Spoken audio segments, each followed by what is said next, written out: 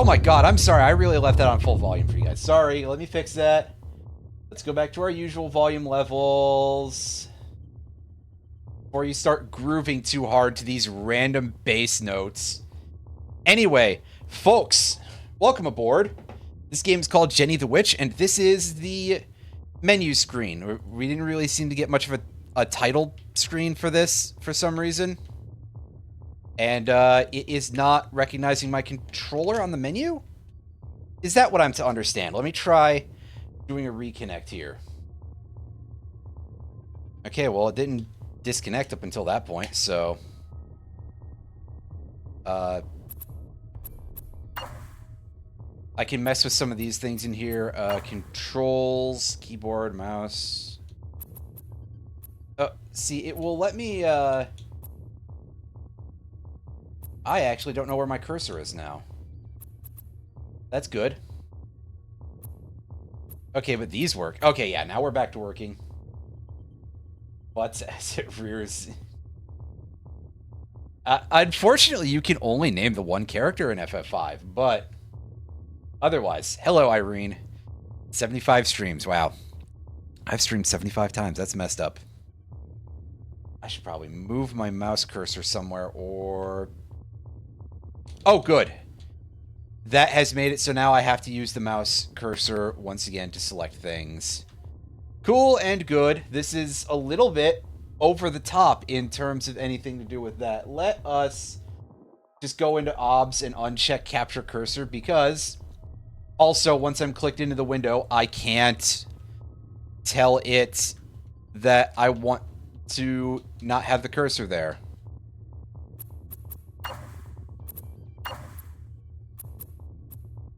All right. Okay, let's actually play. What, was I playing the Pixel remaster? No, I was playing the PS1 version. They may have changed that since. I don't know. That would be very strange if so. Anyway, we're going to try to play this game, and we're saving on file 2. We're going with easy because I've heard that this game kind of sucks in various ways. You know, it's very PS2 jank sort of thing, which is great because I do kind of appreciate that on a certain level. Hey, how's it going? Hope everyone's having a nice evening so far. Oh, that's a very pre-PS2 texture. No voice acting, it's fair enough. You're at the target's last known location. Okay, so how do these... Okay, I have to press A to do it.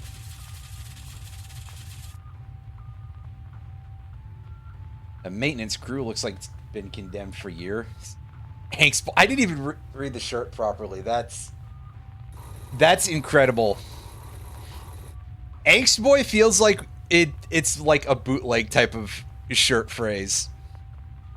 That is just short of Travis Bell levels of Travis Bell being the guy from Killer 7. The Travis from that game, not Travis Touchdown. And yeah, there's a cat and a completely detailless keyboard here.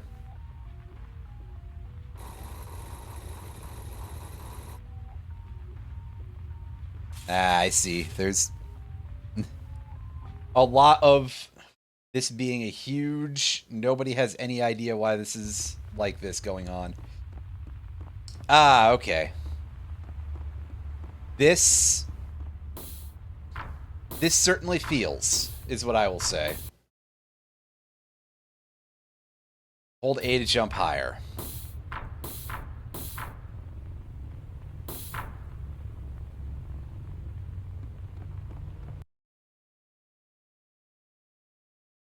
Press B to activate our room's thrusters. Yeah, so that's our...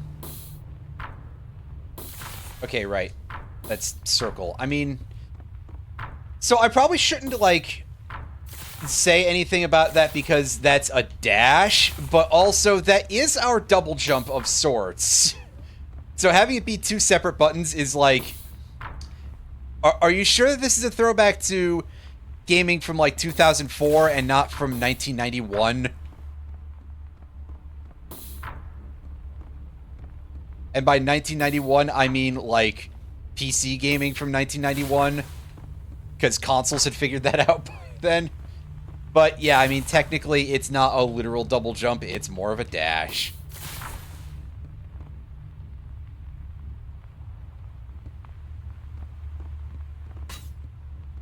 Yeah, our shooty button is that one. Do we have ammunition? Doesn't seem like our meters are going down, so at least in this section we don't. Oh. We fall into the sewer water from like Half-Life or Portal or stuff like that, and we die. I mean, fair enough, we're actually a robot. Despite that very human-looking girl, so I guess we're in sort of a mech suit.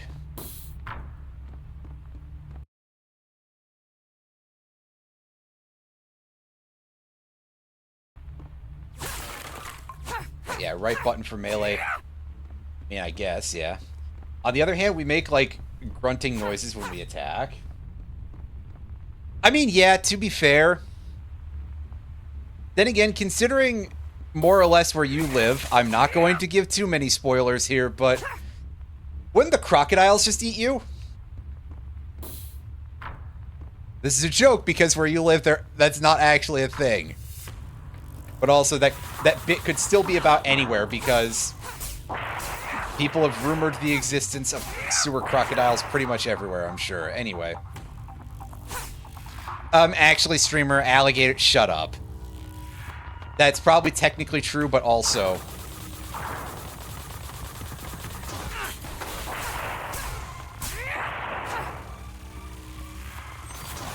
Listen, sewer water is important. It just, I would prefer for it to be processed before it gets anywhere near my human body. It's because of that crocodile.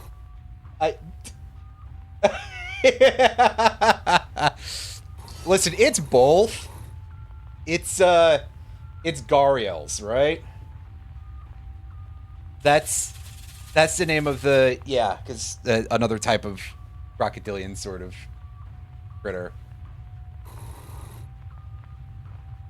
And then I just think about the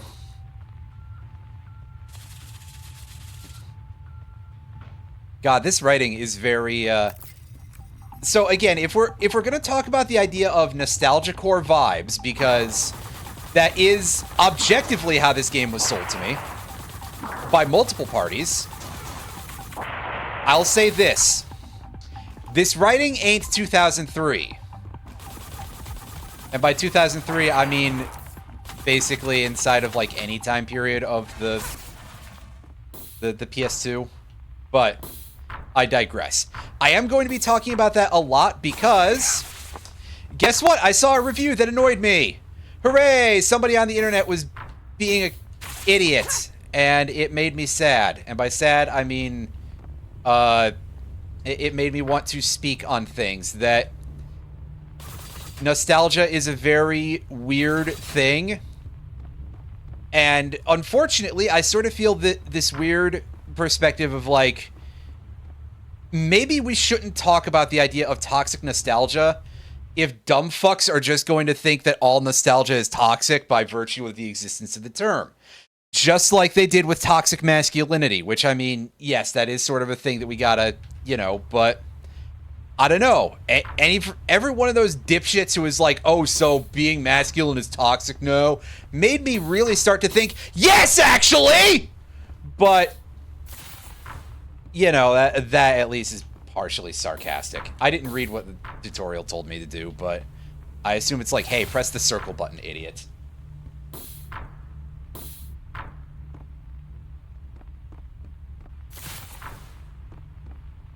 Yeah, see, it's just like, to me, it's...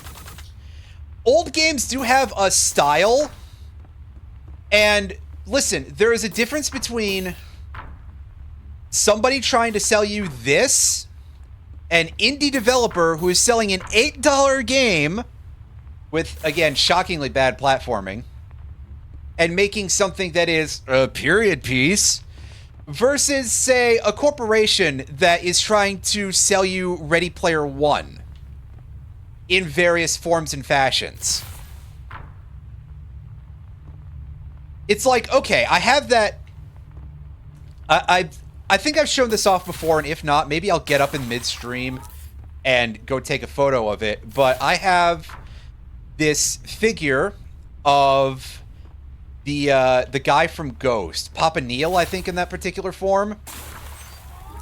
And it is styled up like a 70s action figure. It is part of the Reaction line from... I want to say that Funko makes the Reaction figures. Yes, that Funko. Strangely enough, they are actually capable of making something other than the fucking Funko Pops, which makes me wonder, why not just literally do that for all of them? And so there's some people who would be like, oh, that's... At least I suspect there are some people... Okay, yeah, so missiles are going to be our weapons that have, like, actual munitions. Basically, I suspect that there are some people who would look over at something like that and be like, actually, that wasn't a legitimate 70s property. And I think Ghost music is period piece stuff, okay? It makes more sense to get a Papa Emeritus figure that is styled up like something out of the 1970s than it does to get that style of action figure for Stranger Things. And again, this is sort of like two different uses of the term period piece, because some people would be like, actually, Stranger Things is a period piece. Yes, it does take place in the 1980s. It's just... there's a certain idealization that goes into my understanding of Stranger Things that is, it's not that. It is not styled like the 1980s, and I think that, honestly, it doesn't really necessarily do the best job of accurate depiction of the 1980s, but that could just be me. Also, I was going to say, also, I'm pretty sure it steals a lot of shit from Dungeons & Dragons for a lot of its fantasy elements, right? Granted, just like literally everything else in terms of, like, modern fantasy. Some people will probably be like, actually, and I'll say, yeah, no, most of that stuff is basically based. If not off of somebody's D&D campaign, then off of either something that D&D uses as major source material, or off of something that is sourced from a D&D campaign. Anyway, by the way, for those of you who are curious, I do in fact have a severe case of reads the YouTube comments syndrome, you know? I had to think of what to call it. But I do appreciate any of the responses of like, no, you're correct about this. Mighty Number 9, I think, is something that exists in a second sort of area because, yeah, it's certainly that sort of idea of, like, falsified nostalgia. But also, I think it very much lands almost in the area specifically even of being an attempt at, like, rewriting history almost, because it's sort of based off of this idea of, like, Inafune doing far more for Mega Man than he actually did. Also, God, I gotta say that the Mega Man franchise, some of the fakest people are into that shit nowadays. Like, not for nothing, I think about how many reviews of a lot of the Mega Man sequels were just like, why don't they do something different? Meanwhile, now everybody is just like, oh yeah, all those games were good, except for Mega Man X7, which will never get an audience, and if it somehow does, I will be shocked. But,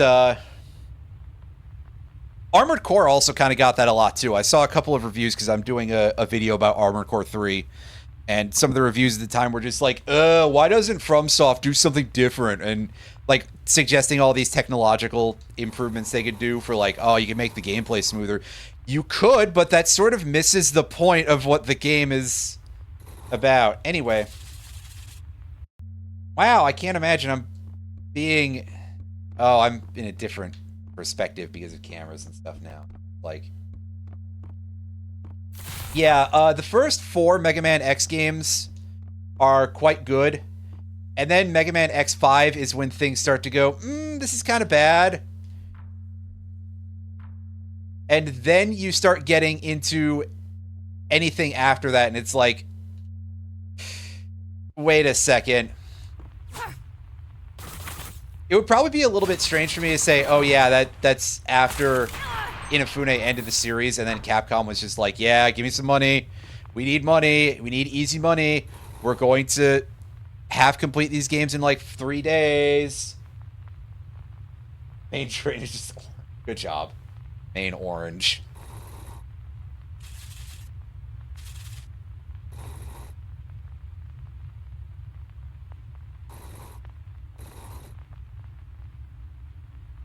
Oh yeah, there's stuff going on. I will be back in just a second, everybody.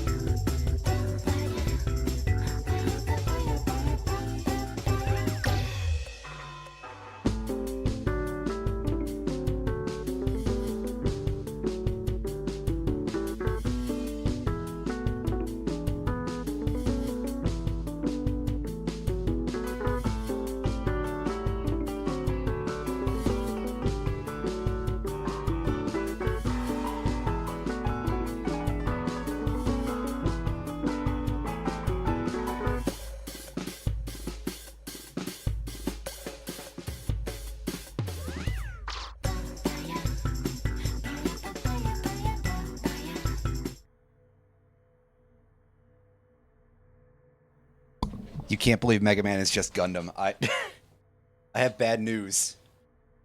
The amount of things that are just Gundam is much more than... Well, maybe more and less than one would expect. I don't know. Anywho. So... My problem with Mega Man X5... I have a lot of problems with X5, really. The first is that the ending is kind of selected by RNG. Oh, are you... Oh, I gotta do this again, because I alt-tabbed out. Oh,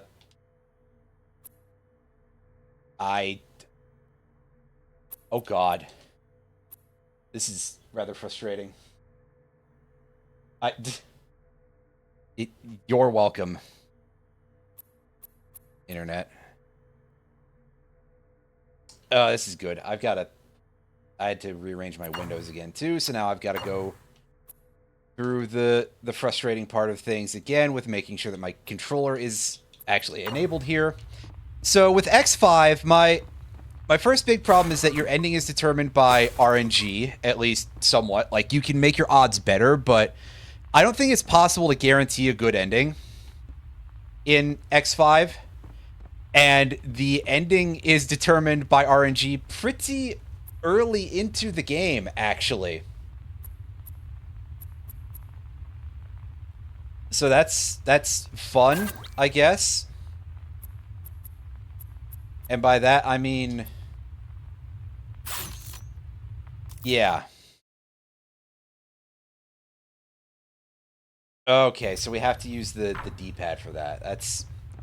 I mean, I guess that kind of makes sense for, like, how many, But I feel like using the D-pad to do actions is a much more modern design element. Not that I'm saying that I want controls exactly like old games, because some of them could be a little bit rough.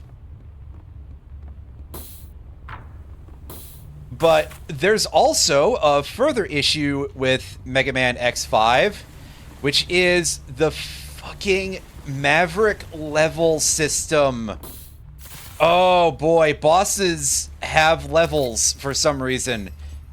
And not in the sense, not in the regular Mega Man sense. I mean that, like, as in, you will fight enemies and they will be stronger later on in the run. This culminates in the end of game boss rush, where all of the enemies' levels are set at level 96 out of a presumed 100. And they have massively inflated HP stats, turning every boss fight into this gigantic slog.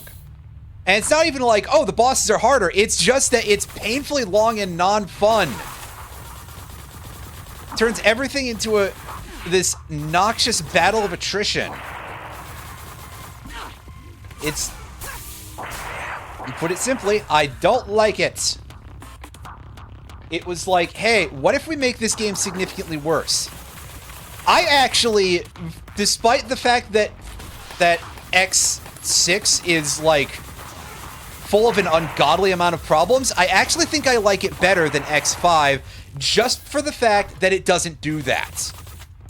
It took that out, or at least significantly reduced it. Not that X6 isn't also, like, absolute dog shit. I mean, we played X6 on this channel many years ago. The fucking Blaze Heatnix donut bosses. I think there's 5 of them in that level. Not to mention everything else that's wrong with that level, and every other level that's full of instant death for some reason. And then the boss fight against Gate, and all this other stuff I could talk about that is, like, kind of embarrassingly bad in terms of design, and, like, we get it, your game was rushed as hell. As if we couldn't tell that by the lack of voice acting, and by that I mean... There was voice acting, it was just in Japanese. They didn't redub it. I don't remember if X5 even had Japanese voice acting, so... That's a whole separate issue, but that doesn't have voice acting at all, if I recall. But, yeah, X6... Bad game in the genre, but also it did fix at least one of the issues from X5, so I almost give it credit for that. X7, though, ooh boy. We also played X7 on this channel, and that had all the other problems. That had a lot of the other problems that game had, plus being in 3D and being as slow as humanly possible. God, yeah, same. The X4 voice acting, again, maybe I have just nostalgia about shitty 90s anime voice acting, but I think it... I like that style a lot. And in general, I would kind of say I prefer a lot of the older style of voice acting compared to anything more modern. Just by virtue of, I feel it has more character. And perhaps that is just me. But if nothing else, that's me pressing the wrong buttons. Because I think for some reason my brain's like, hey, yeah, dash should be on one of the shoulder buttons. Dash Rendar from Shadows of the Empire. A game that I think most people played on something that had fewer shoulder buttons, to put it nicely. And by that, I mean 2 shoulder buttons. And because of how the control schemes were for a lot of Nintendo games, I mean 1 shoulder button. 64. Games, I mean. Yeah, exactly. Like, God, why have people been talking about Kingdom Hearts with me recently? But whenever I think about Kingdom Hearts, problems happen, but also I think about, very specifically, the voice acting that Ansem had in Kingdom Hearts 1. Not to necessarily say that that was, like, the exact high point of the game, because, you know, it's in one of those, like, it could be, but...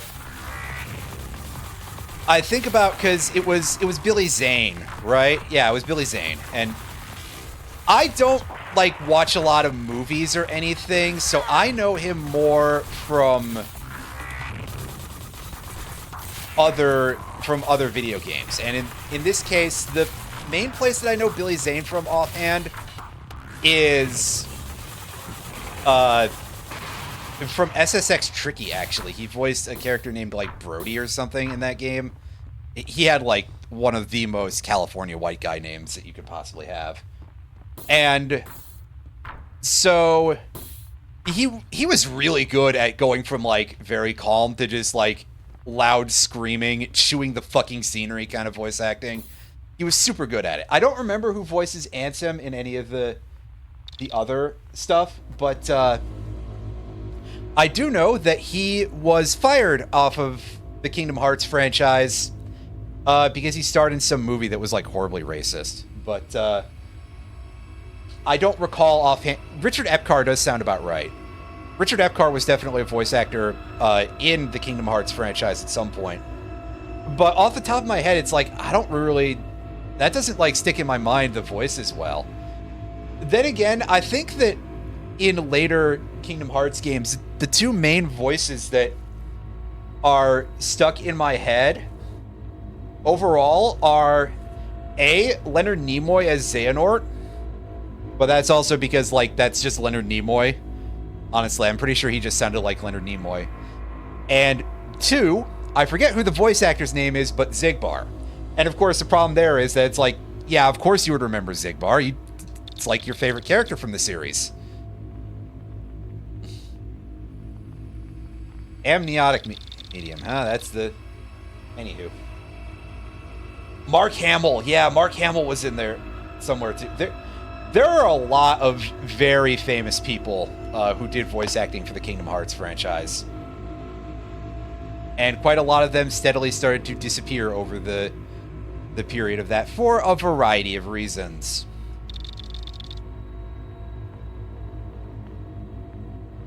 And in Mark Hamill's case, it's not because of anything bad. I think Master Eraqus, pardon me, I think he just didn't show up in any later game.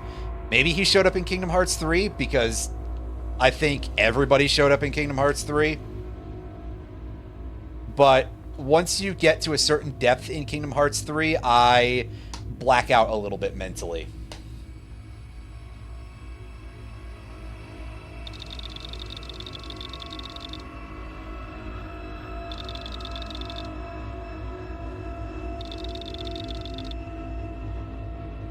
I mean, you may if you wish. It would be par for the course for this channel, really. But yeah, it's just one of those things where it's like, okay, that to me stuck out, and by that I mean Billy Zane stuck out as a fairly memorable bit of English language voice acting.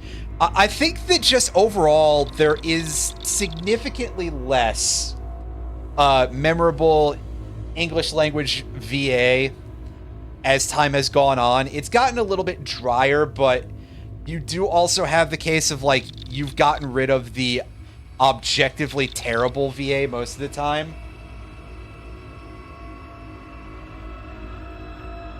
And on the other hand, you know, it is like I'm fumbling on my words a lot, but there's a lot of voice acting that I like in some more recent games. A lot of Valve stuff.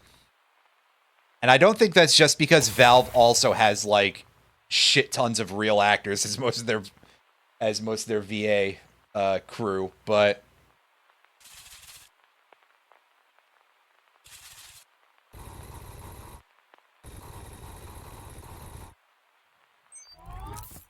yeah, that's pretty dumb. There's a lot of... Actually, I kind of feel like a lot of Kingdom Hearts 3 in general, you had issues like that, if I recall correctly, where they just sort of like... They openly just chose the exact wrong characters for bosses for any of these locations.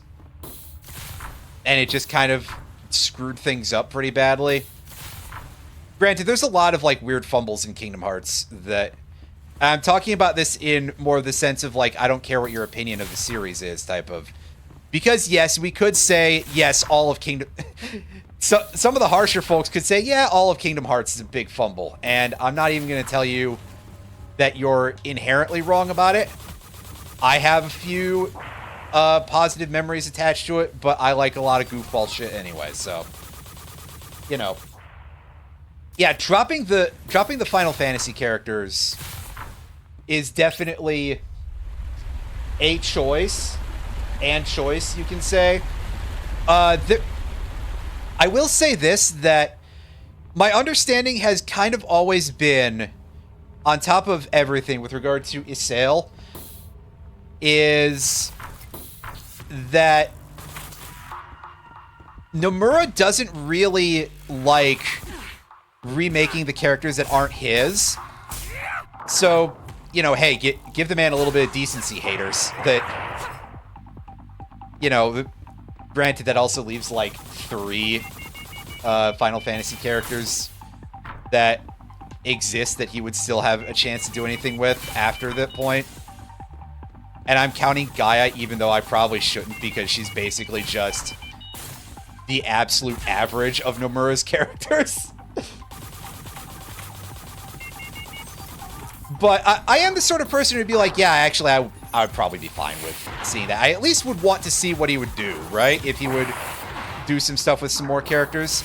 In fact, I think the only FF character that he used that was not originally designed by him was Vivi. And I get the feeling that that was one of those things that was like somebody upstairs was like, hey, we want this character in there. And he was just like, fine, fine, fine. I'll do it. I could be wrong about that part. I feel like that's something I read in an interview once. But,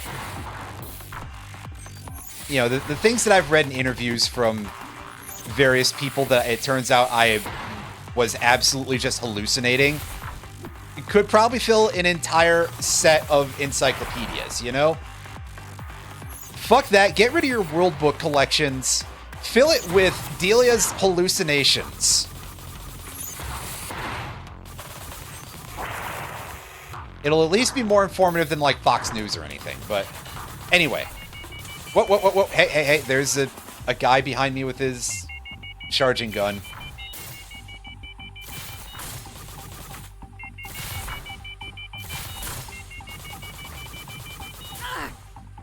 So, yeah, actually, that also serves as a nice follow-up to what you just said, Retro. But I do also... Part of the dropping of Final Fantasy characters as a thing, I highly suspect to be at the behest of Disney. Because Disney owns Kingdom Hearts as a franchise. It is simply developed by Square Enix. Which is very odd.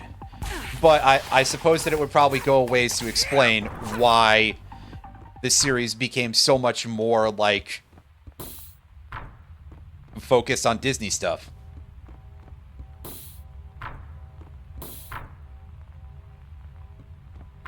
Yeah, he definitely... I've seen and even heard some stuff from him. It's like, man,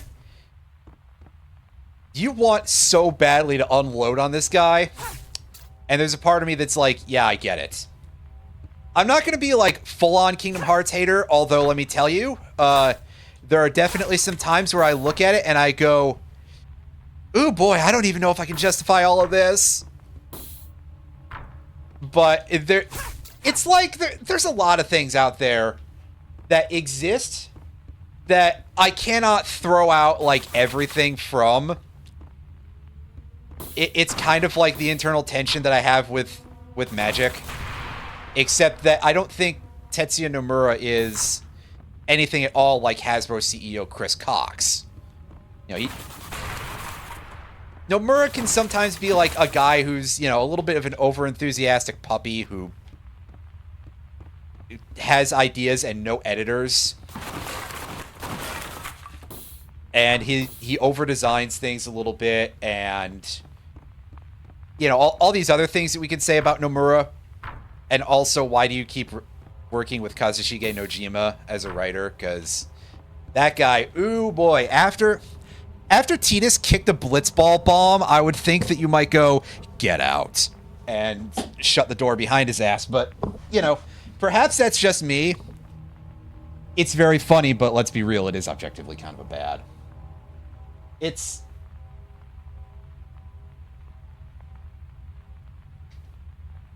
It's like they're you've been thinking about that since the Mega Man topic. Hey, did you know that in Mega Man 8 there you start with a weapon and it's a soccer ball that you can kick at enemies for like actually shockingly large damage? Just in case, I don't know how much of like a secret Mega Man head you actually are to know shit like that, but just to put it forward.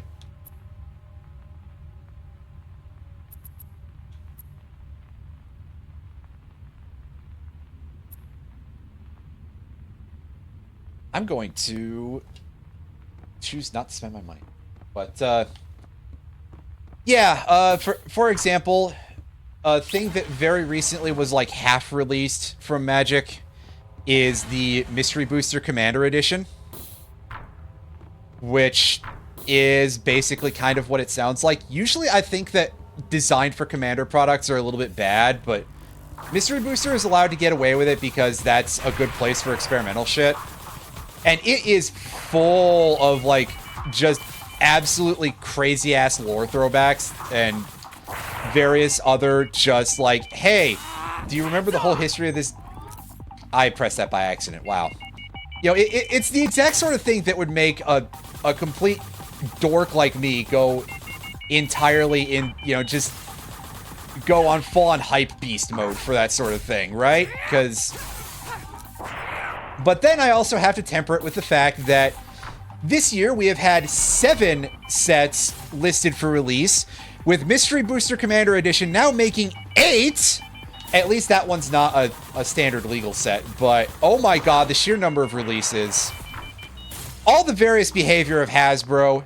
You think about the fact that they canceled the Venus Mercury League, aka the VML, which was their thing that was sort of designed to attract more women and queer folk into Magic, literally right after Donald Trump was elected, at like the time when it was needed the most. Hasbro wanting to incorporate more AI into the creation of their products, announcing a crossover with Harry Potter for next year, and it's just like, my god, I cannot buy any of this stuff except from, like, secondhand sales, and even then, I do feel a little bit dirty.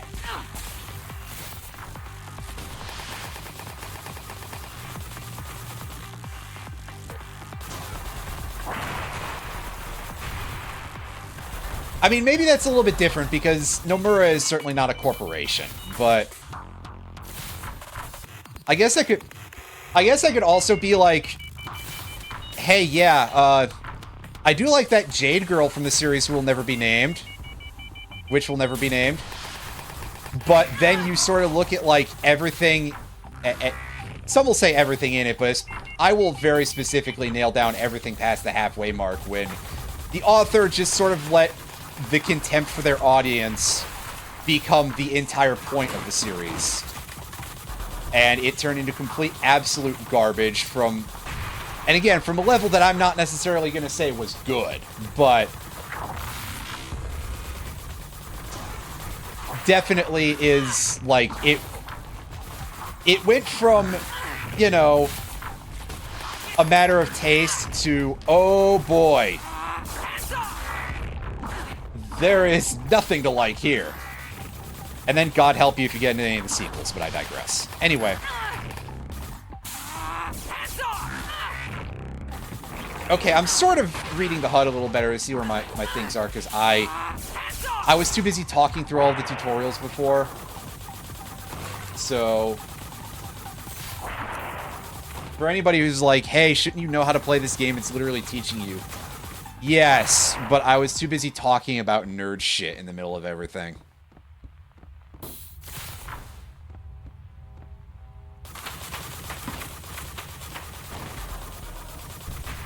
can shoot enemy bullets. I can shoot enemies with bullets? Wait. Oh, you probably mean something else, and I'm being a buffoon.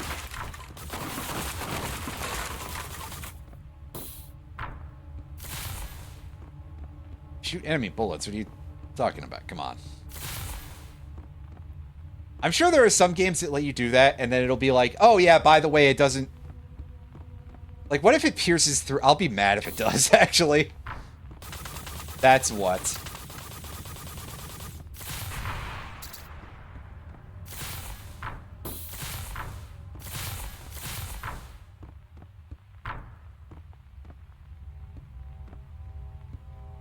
Oh, huh, that's... I was barely paying attention to that because I was screaming about some terrible comic from the 2010s.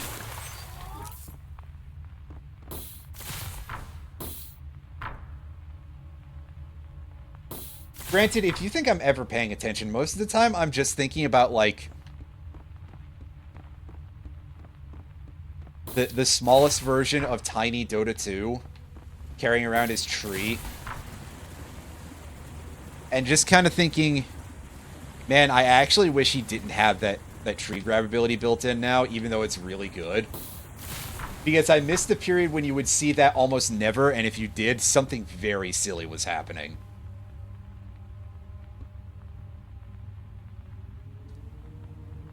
Ah, I see. It's one of these levels, and we've got draw distance that is appropriate for a game from the late 90s / 2000, early 2000s, not implying late 90s or late 2000s. That would be a slightly different period of time. It's probably real stupid to say, oh yes, this sewer level reminds me of a sewer level, but it does very specifically remind me of the one from that PS1 Spider-Man game. The one where you had the section where it was just like these big, massive open areas that you had to swing between, and you start off doing it blindly. And it's just like, well, go into the abyss in a direction where you think you kind of see something. Although this also does very much look like something I swear I've seen in a Half-Life game. Just not played this way. I just said it looked like it, don't.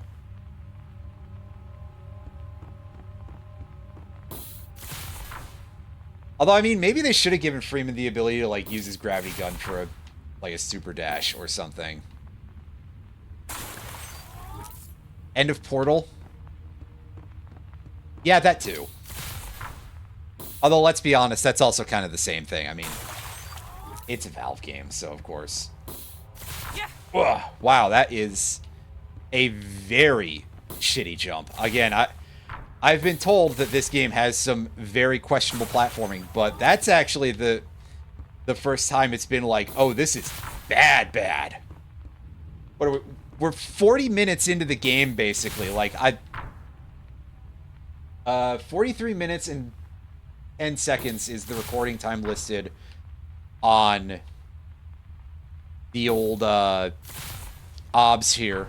I mean, yeah, I've been streaming for longer than that, but there was that whole bit where I had the 10-minute loading screen and a little bit of talking. But, I mean, yeah, that little time into it, and if you're good, you're probably like, what, maybe even as little as 30 minutes.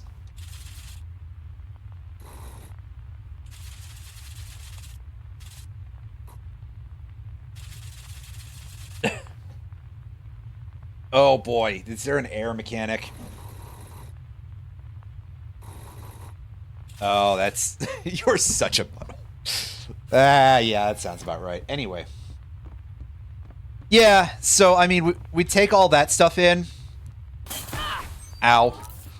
I've been playing this for, like...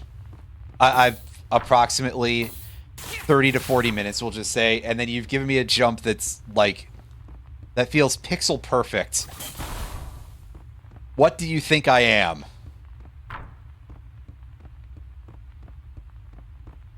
Like, what kind of a pervert? Because it's not that kind. I mean, wait.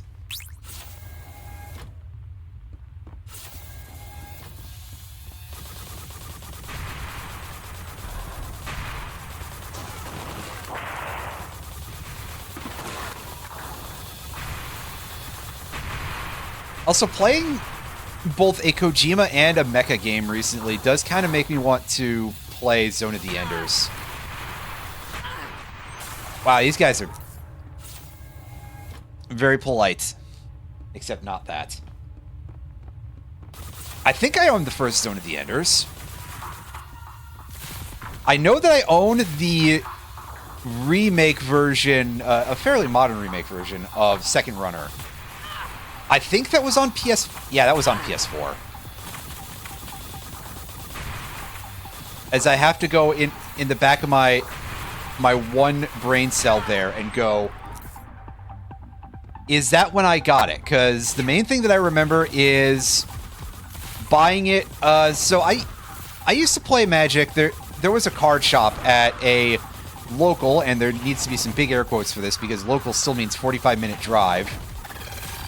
While I was with while my dad was driving, and he's a guy who thinks of speed limits as mostly being rough suggestions. This guy would definitely probably drive like 10 mph over the speed limit sometimes. Although he would slow down when there were like, you know, anything out there that was monitoring it. So, you know, he wasn't a complete asshole. But I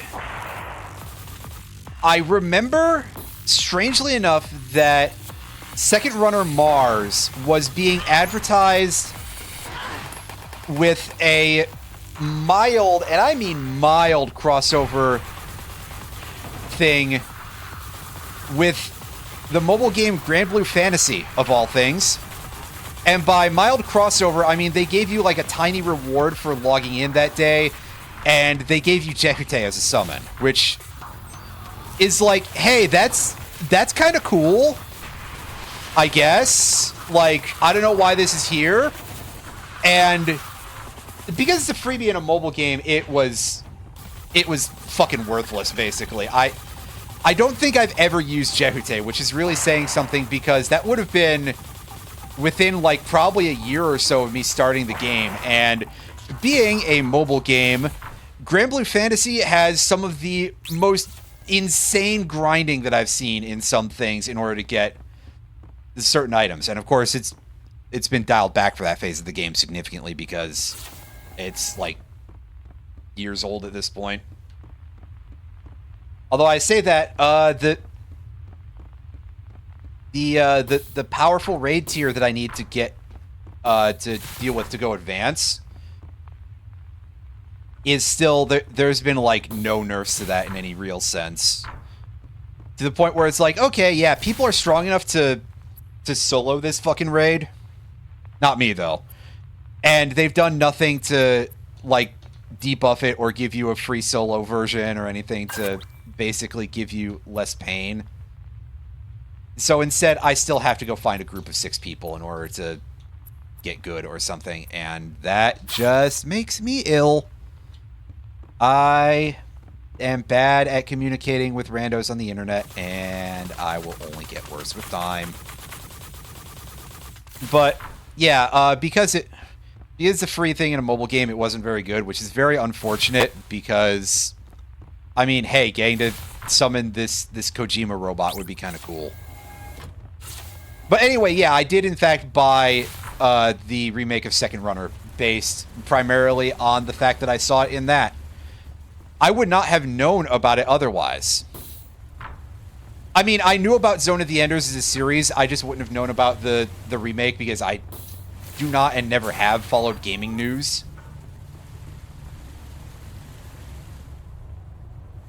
It's very funny, though, that you bought the Zone of the Enders HD on PS3 to play the demo for Revengeance, because I feel fairly confident that the fact that ZOE 1 had a demo for MGS2 in it was a big driver of sales back in the day. Also, I'm pretty sure I got my used copy of ZOE 1 for like $3 at a disc replay. Well over a decade ago. You can't get nothing in terms of retro gaming for an affordable price now. I bet I could look on eBay and that's probably like $20 bare minimum. And I mean, at least $20 is still like a decent price for that game. I don't remember how long it is. I saw my brother play it when I was a child. I'm pretty sure No, he actually bought it because he liked mech stuff. Never mind. I was going to say he probably bought it for the MGS2 preview. That might have been part of it, but my brother was actually very much into a lot of mech stuff. And also, he is the reason why I know what the Armored Core series is at all, to be totally honest with you.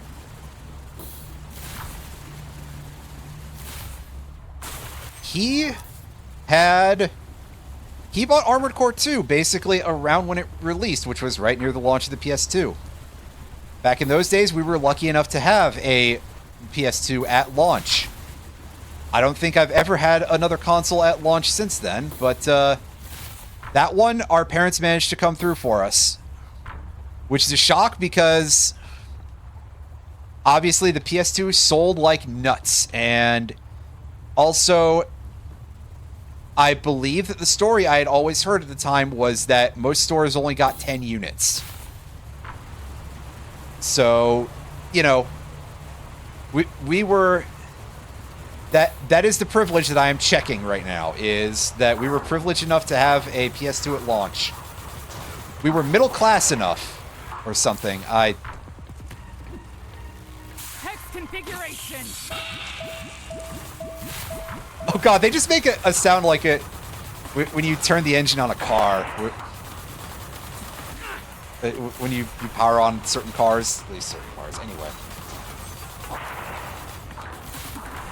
A big part of that is, are there damaged men inside them? Well, in Armored Core 6, while we don't know the gender of 621, they are definitely very damaged, physically. That game is also, like, hard as shit, and there's a lot of missions that really, really want you to have specialized equipment and are very long and multi-part sort of affairs, so if you don't have it, you have to go through that entire dang mission to get there too. Anyway. Yeah, so, that's where I learned about cool robots. As I throw myself into the water like a buffoon. That's right, here there's an actual cost to it because it's not a platforming section.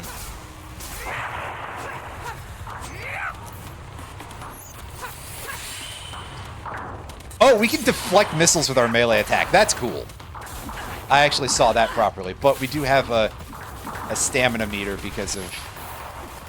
Well... I mean, I get it, but also...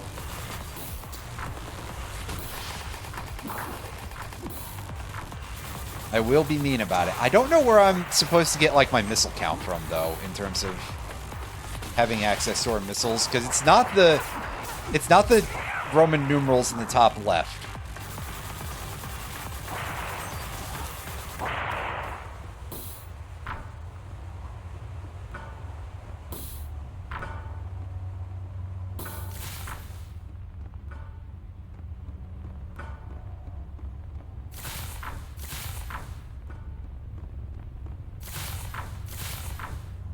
Okay, we can click the left stick and it will center the camera. And by that, I mean you've got to...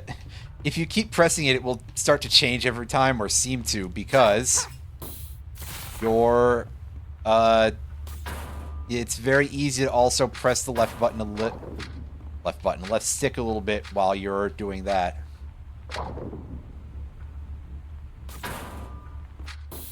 Oh god, yeah, now we're really feeling like a Valve game a little bit. But also with me pressing the wrong buttons. Anyway.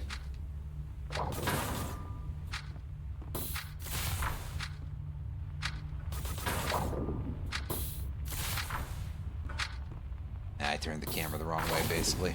Ooh.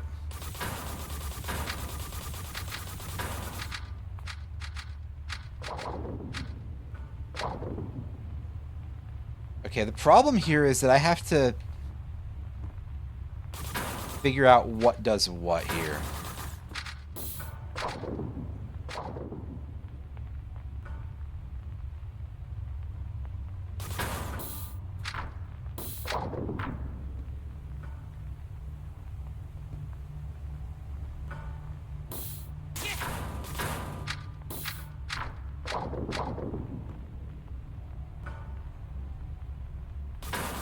Oh, this is gonna be bad. Yeah, it is Portal. Platforming in Portal was better than this, that's for sure. Well, fuck. Oh my god, this is...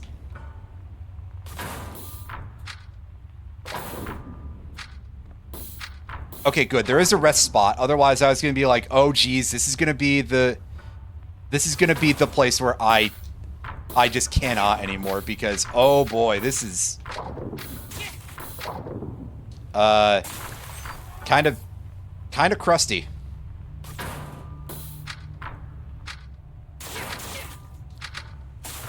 I just fell backwards off of that. Okay.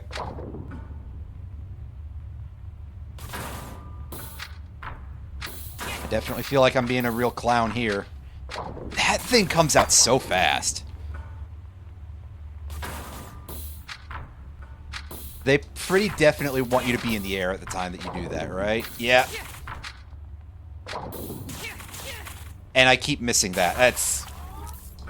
That's worrying. Okay. Okay. Breathe, breathe, breathe, breathe, breathe.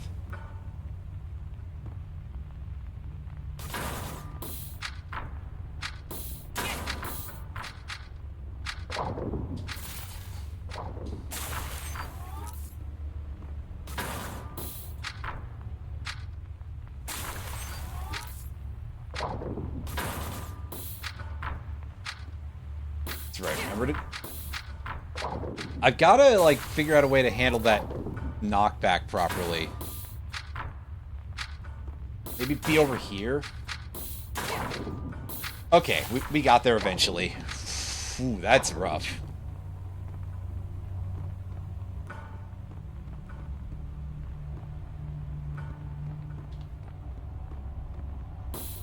Ah, yes, just like design in this sort of era.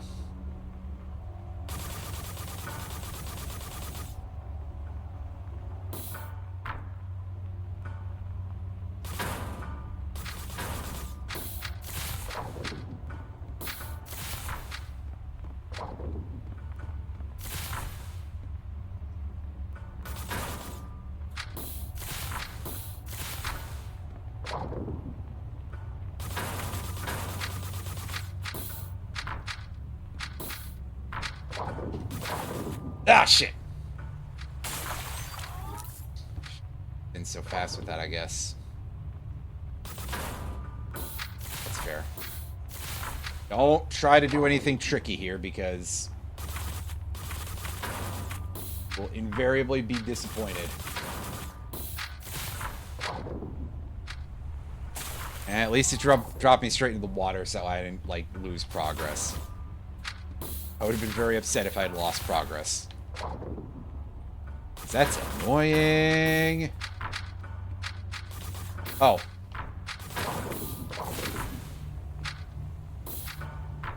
That was a complete accident.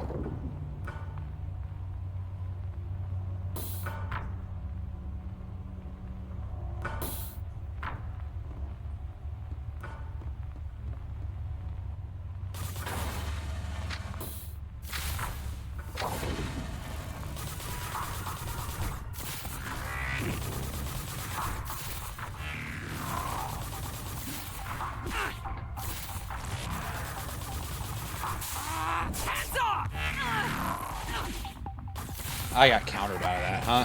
Hex configuration. Hands off.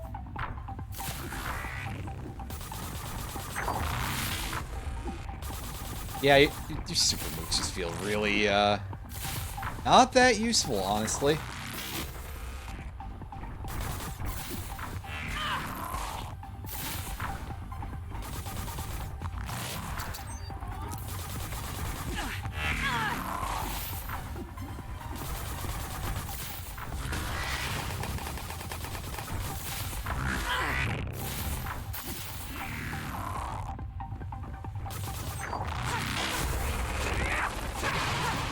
Well, those guys got a lot sturdier.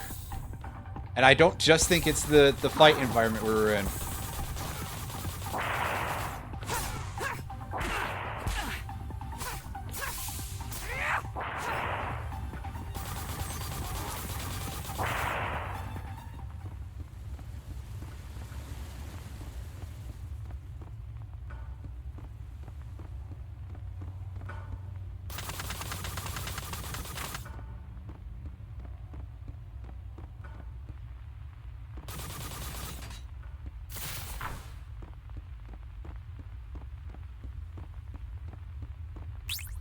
Yeah, that... Seeing the lock on it does always make me think, no, that's not usable. And yeah, that's... The way that looked earlier when we had the poo water draining into it, that very much looked like it was something from a Half-Life or Portal. I mean, they do take place in the same world, so I can kind of say both.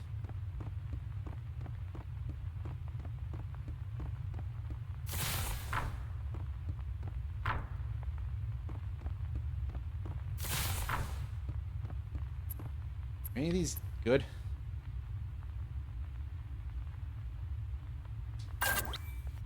Well, let's assume so.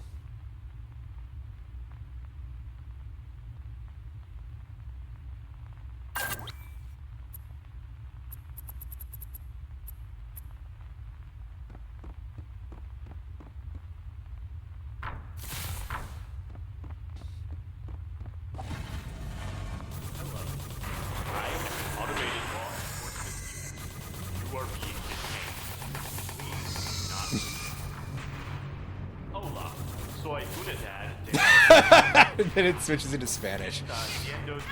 I know that it's like really stupid to find that funny, but just the idea of it as like a little detail, because be honest with you, this game does take place in America, and I feel like I literally only hear cases of here's the message and then the message in Spanish, either on the phone, and that's by request.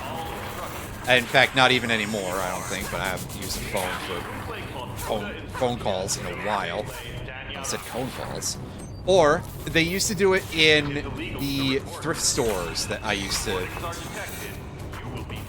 at least some of them. Back when I lived in Chicago, we would occasionally go to the Village Discount thrift stores, and they very frequently would have the message in English, then in Spanish. And I feel like maybe just when you have your police murder bot out here, and it's saying, you're being detained and stuff like that in Spanish, and somehow being very polite about it. I don't know. I think maybe there's a sense of humor there because it's just like, well, the cops, right? To share the same source material. Wow, I completely missed that joke. Oh my god. Why are you like this?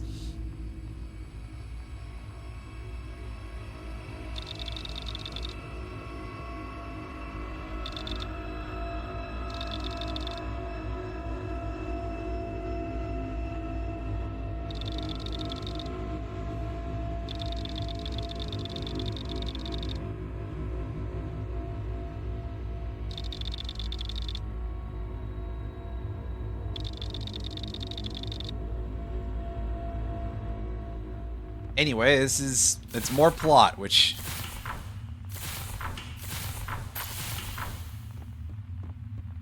is very cryptic feeling. That part is probably like the most early 2000s PS2 kind of style out of any of it. Anyway, it's funny now that we were talking about Kingdom Hearts earlier, wasn't it? Isn't it? One of these words.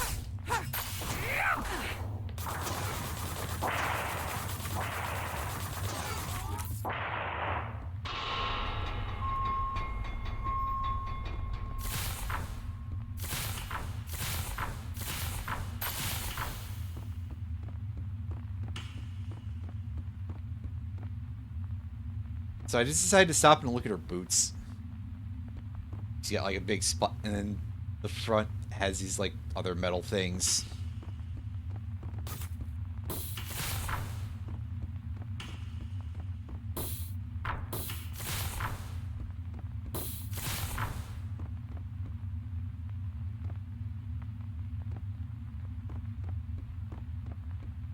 God, this movement with the turning.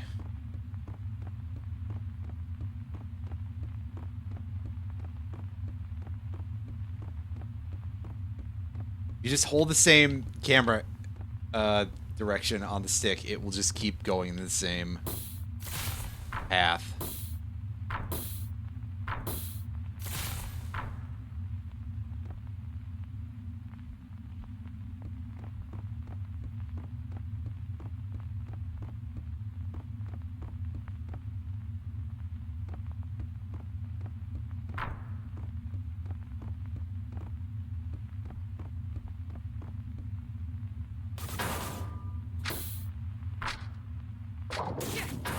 Oh, shit.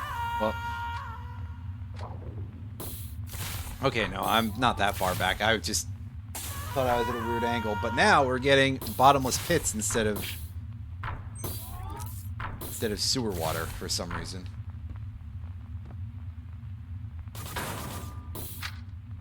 Ah, yes, I remember Road to No... Actually, it's more like the dark level. Reminds you a lot of Jersey Devil. Oh my god, that's a... that's a thing I haven't thought about in fucking years, is Jersey Devil. Jesus. Not to be confused with any sports teams that I assume exist.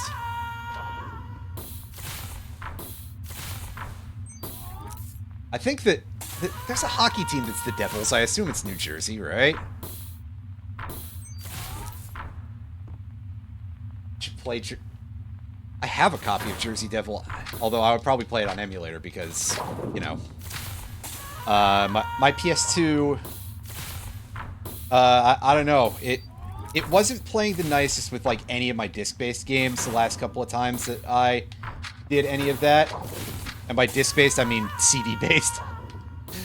Mostly the PS1 stuff. So, I don't know, maybe my PS2 is a little green around the gills. I might be, See, I'm using a very nautical-sounding term because it's a joke about piracy. Because, unfortunately, for some reason, it still counts when you already own the game.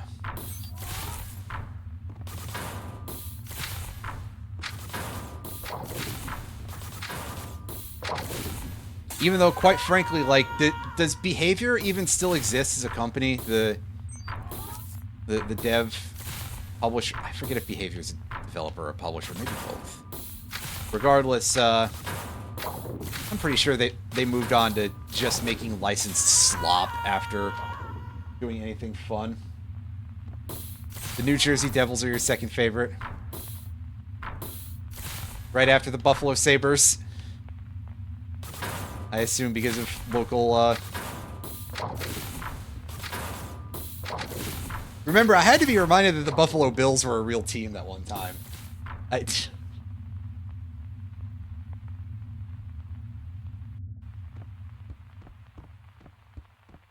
Anyway, perhaps one of these days I will, in fact, play Jersey Devil. I mean...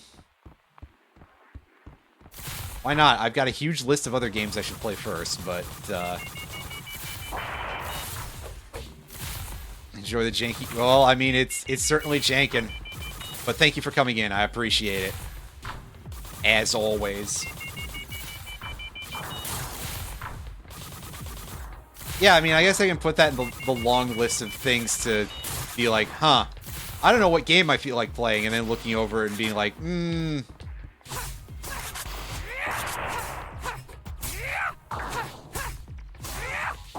I don't know what game I feel like playing. Well, Mole Mania has a special place where I dumped it, like, even below the bottom of the list, just as a joke. I mean, I played, like... God, how long did I spend getting fucked over in the Neener stage? To make the estimate of being, like, I played, like, 5 minutes of it or something, and it seemed good.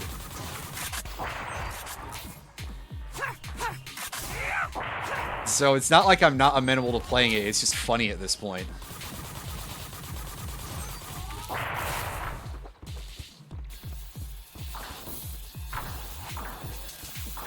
I also remember going and looking for a copy of a cartridge of Mole Mania. I think this was probably like 2 years ago, so the prices have gotten worse, surely, but I'm pretty sure that getting an English language copy of it was like $70 or $100, because retro game prices are like, they face Zimbabwean levels of fucking inflation. I think Zimbabwe was the country that had like the really severe, massively overinflated currency that absolutely annihilated their government because the government economy, because, you know, we keep meddling with various other parts of the world so that way we can come up with an excuse to be racist to them. Thanks. Great fucking job, white people. Anyway, good. We're in the orange camera here. We can, however, technically use this, so that's neat.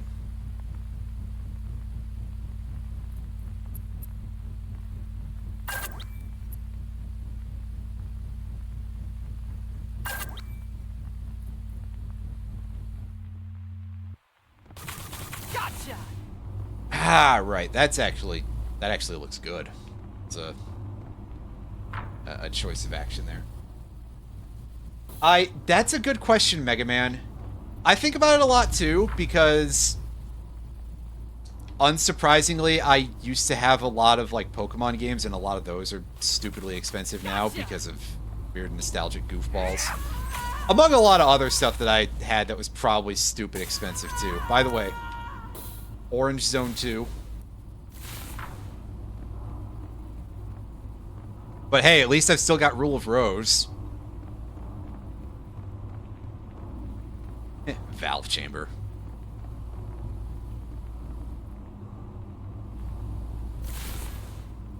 This, I think, is the part that I very specifically saw on Blue Sky of people being like, this is so bad, parentheses, affectionate.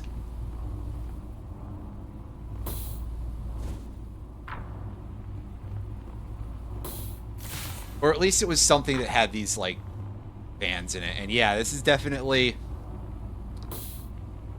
I don't necessarily like the feel of it, but I'll tell you this much. The pixel perfect jump that we had in Chapter 1, when we were like 30 minutes into the game or something.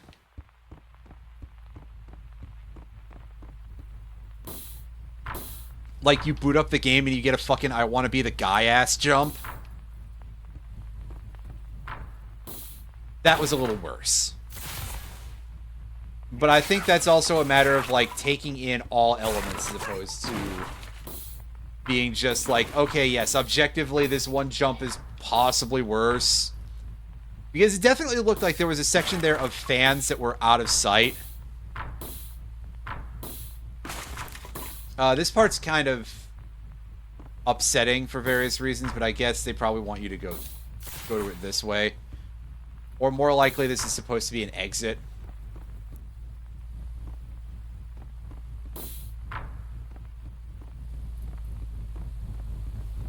But in the immortal words, that one very famous Rage Against the Machine song, Bulls on Parade! Wait, no, sorry, that's the wrong one. And I didn't put enough distortion into my voice. I need to get, like, a foot pedal to make horrible voice effects. I mean, I do have a USB foot pedal. Clearly, I gotta just find, like, the filters for the Outworld Devourer voice and just put that on there. Instead of developing an actual voice myself. I think I made it a gag about doing this once before. By that I mean somebody probably gagged. Wait. Also the, like, flashing box for when you hit the crates of stuff is way bigger than the actual crates of stuff. There's something that pleases me about that, I think.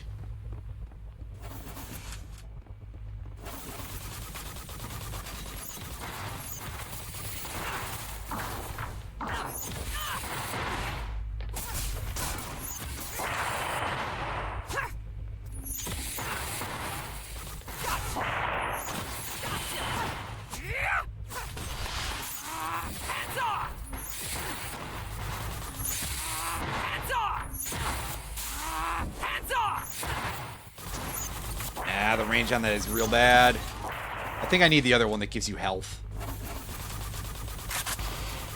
Might actually be able to be used from a distance.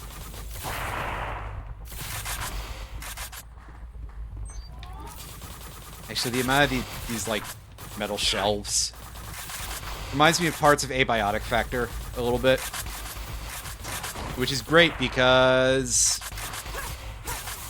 if I have to go through an all-dark area with a fucking Grim Reaper in it, I'm gonna be really triggered. That That shit was so ass. Let me tell you. Obviously, that's not going to be here, but it does just immediately make me think of, hey, you know how often I think about bad things?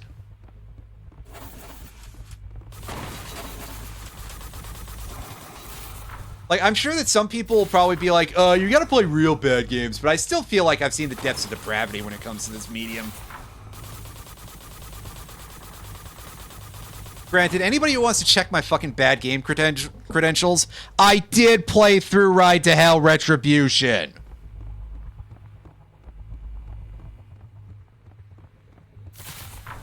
I mean, yes, that game is famous for being bad, but it is also actually that bad. It's funny, but it is that bad. I would highly not suggest playing it. Watch someone else do it. I wonder if there's, like, someone out there who's got a good perfect run on the YouTubes. Maybe a speed run of some kind. Bring my health back. Ow.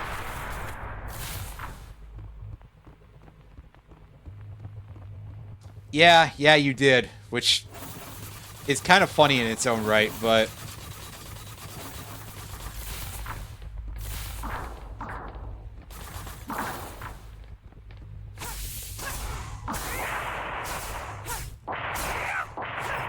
How many times have I played Borderlands because of you? Hey, at least I didn't play Borderlands 2 because of you.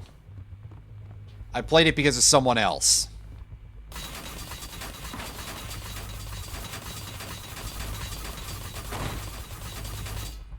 And someone I haven't spoken to in 10 years, which is great because every time I think about it again, I do sort of get a little bit of, like, you know,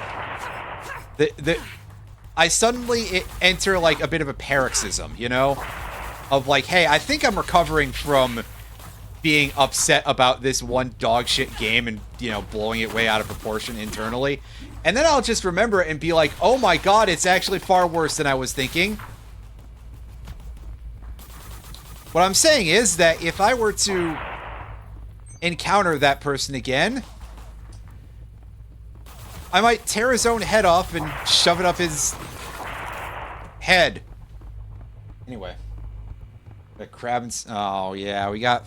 fucking Chromarax. I am sorely tempted to... there's an exploit that can be done with that, apparently. Where if you just start the game with somebody who has a low level hosting it, it will lower Chromarax's level up to a certain point. So I am sorely tempted to just be like, okay, I'll host this time, but I'm going to open up the save file editor that I have and just set my level to 50. And then you get to do all... Well, then you'd get to do all the work. That would kind of be a little bit rude. Set it to 5. 50 is as low as it'll go. Although I guess I could literally set myself to level 1. Yeah, Retro. That thing's really hard. Because I'm bad at shooters and also just bad at a lot of things, really. But also, considering we're doing a 2-person playthrough, it's meant to be a thing where you have 4 players. Unfortunately, not going to be a big deal. So, yeah, and Tav is the person who plays as a sniper, and I don't know how to aim at anything, so I decided this time to play as Lilith instead of Roland because of reasons.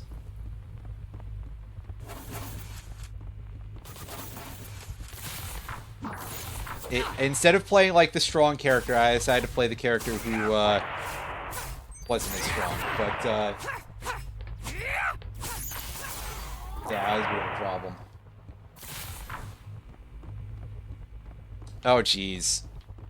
Yeah, a lot of the, like, big raid bosses in Borderlands, I think, just kind of ain't it, Chief. But I'm also not a huge fan of this series in general, as you've probably been able to tell. With Borderlands 2 being the newest one that I've played. Listen, I also have strong opinions about Randy Gearbox or whatever his name is. Randy Pitchford.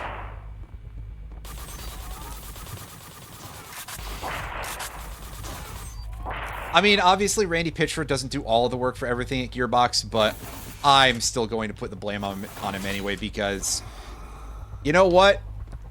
Why don't we just take the big hungry ego and we feed it pure hot bile? So, you know what? Randy Pitchford, you're taking the blame for it. You fucking straight up ruined Risk of Rain 2, you fucking bitch. And probably some other games too that I'm not as aware of. But man, I actually really loved Risk of Rain 2.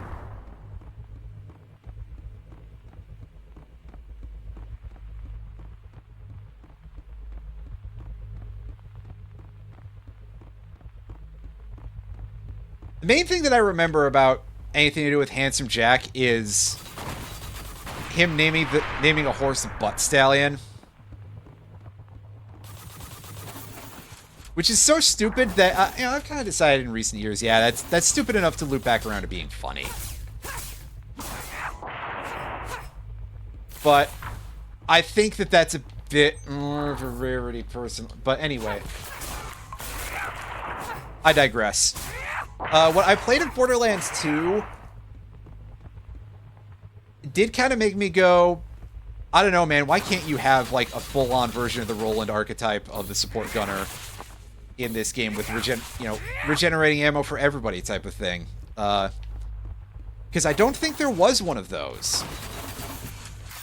But I played as Salvador for the amount of that game that I played, which was not a lot. I couldn't tell you exactly how much I played of that. There is in Borderlands 4. Well, that is at least a good design choice. So, well, you tend to pick a lot of snipers, so I'm going to assume that you picked Zero. I think I had thought about playing Axton, but he was a lot more like of kind of the Vanguard a little bit, as opposed to being,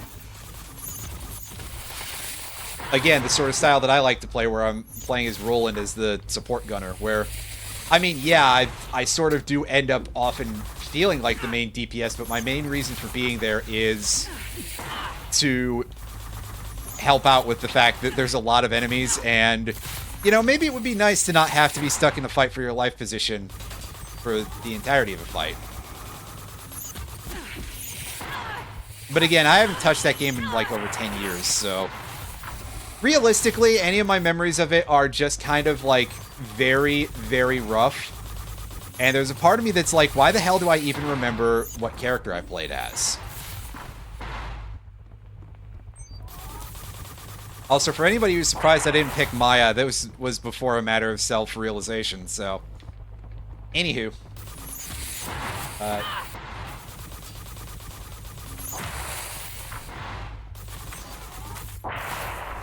Beastmaster? Oh no, wrong game. Sorry.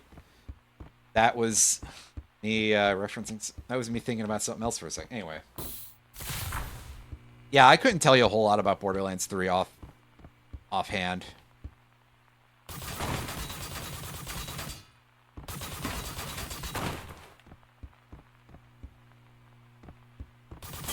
Oh, it sounds like he was very, very much kind of like Mordecai, which makes a lot of sense, I guess, because while there's probably some other things I can say about Borderlands 1 in general, I do think the character archetypes are at least pretty decently defined. They're like, you know, good choices, basically. Might say things about balance, but come on, I'm not here for balance. Oh, of course, our ceilings are too low for me to use that in any meaningful manner.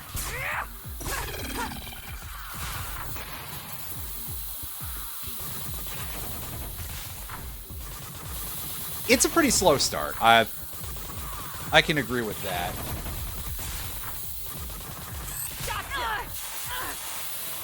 Oh, geez, and then we died to the fucking steam.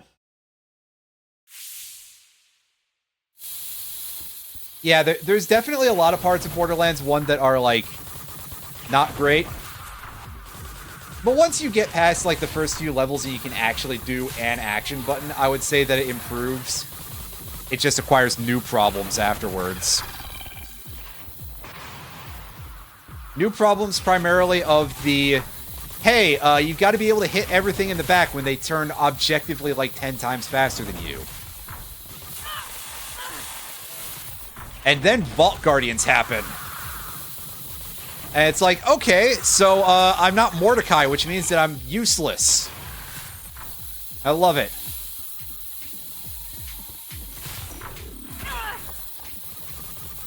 Anyway. I'm going to blame Randy Pitchford for everything in that game, too, because I am rude about it. I'd say he doesn't deserve it, but Randy Pitchford is kind of a dick, so...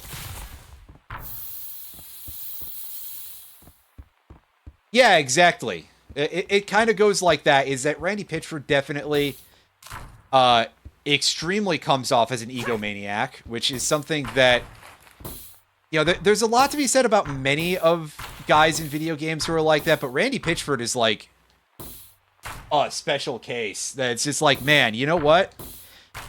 It does sort of feel like, hey, every time you guys fuck up, then I am going to give you all the credit for it, since you seem like you want all the credit anyway. So, Randy Pitchford, you're not fucking watching this, so I'm allowed to say this through, like, all reasons. Hey, fuck you for what you did with Risk of Rain 2. I'm still big mad because I loved that game. A lot of my friends loved that game. And then... You know, the original developer decided they needed the bag more than they needed the integrity. And I'm not saying I don't get it, because I do, but man, it definitely wrenches the old guts.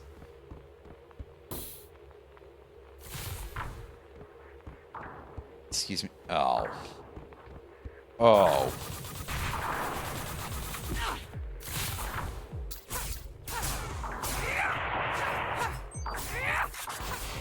Like, I don't even get that sort of sense of egomania from, like, Todd Howard, which I think is very funny, because Todd Howard is, like, very much a case of just sort of accidentally becoming the entirety of the known names at Bethesda. I don't know if he was necessarily, like, trying to do that as much as I thought, but hey, he just sort of fumbled into that role and became a huge meme of a man for the completedness, if you will, of your average Bethesda game.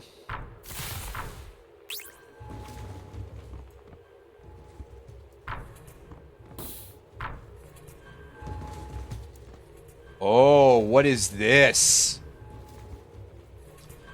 It's garbage, I see. Not on multiple levels.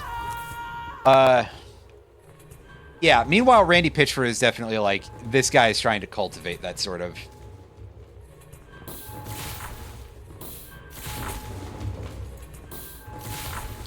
Would you believe how little I've talked about this game? Of course you would.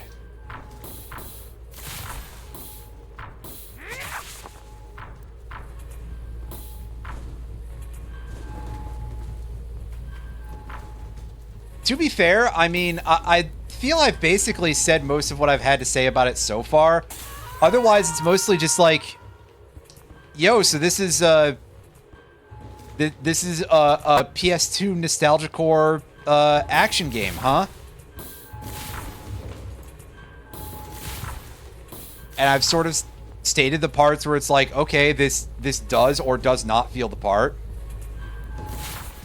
And I don't want to call it nothing special, but definitely I feel like I haven't had much more to say.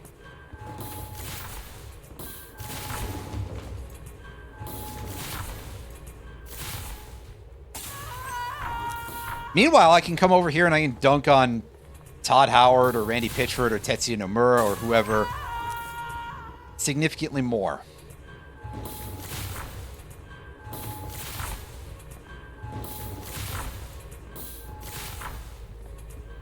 And that's it. I did forget to say a thing about Tetsuya Nomura, and I mean, I sort of brought it up in an indirect way about how he didn't like to do anything with the character designs that weren't his when it came to Final Fantasy characters.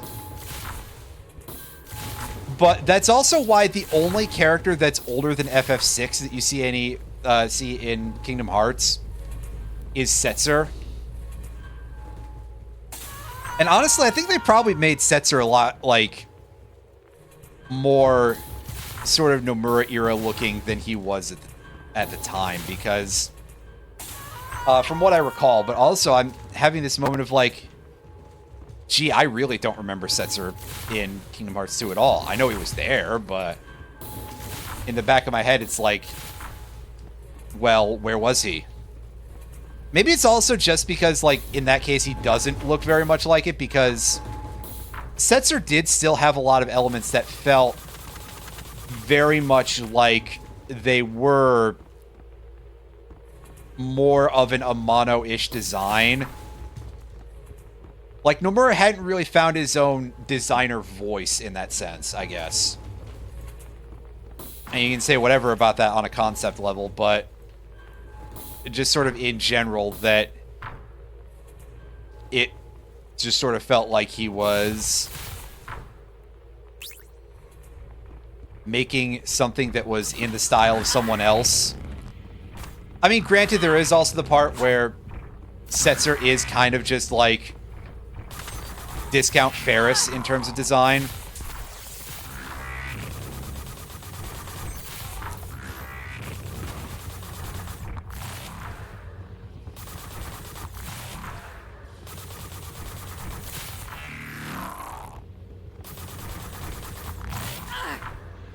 See, now this guy's making noises at me.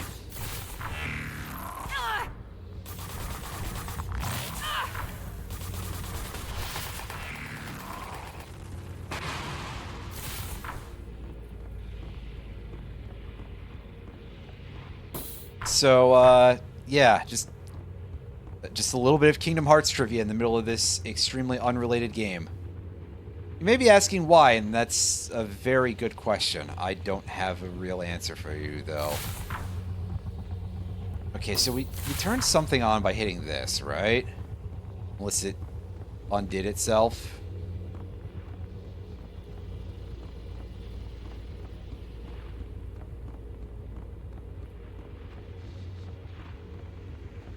I'm still not really sure what it was.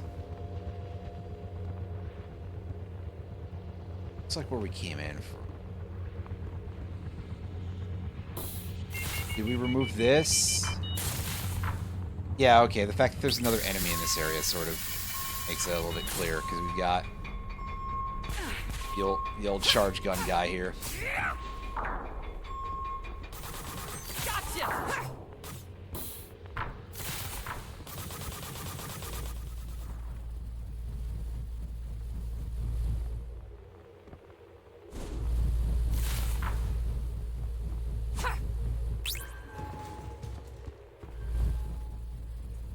How much of this design makes sense, really, but hey.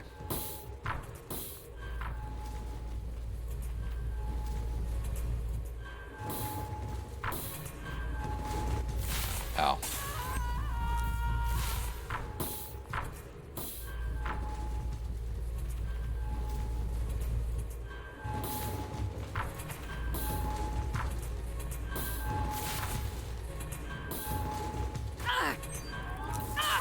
Ah, good. We get hit by a trash rock on the way down, just as we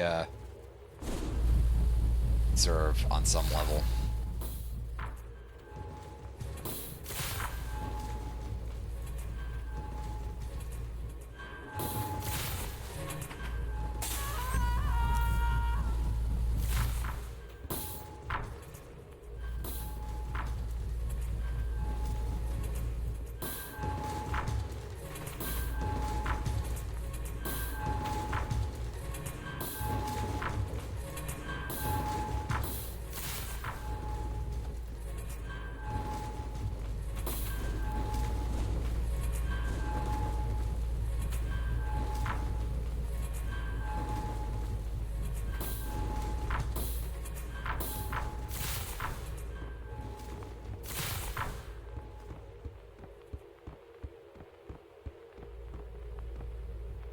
Ah, yes, I see. This incomplete bridge was extended by...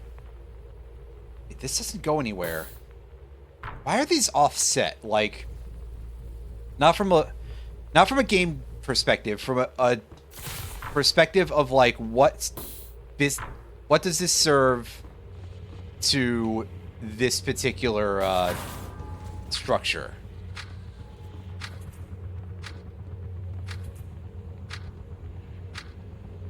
I mean, I guess what do these switches that have to be operated by bullets serve to this structure? But hey.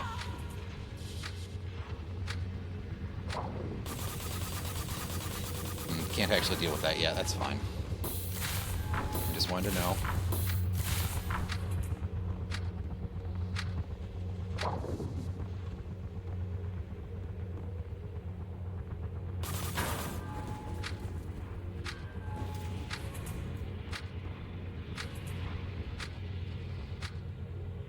Oh, I like this. This is going to require me to get to a specific height of jump here. That actually wasn't that bad. I was expecting that to be far worse.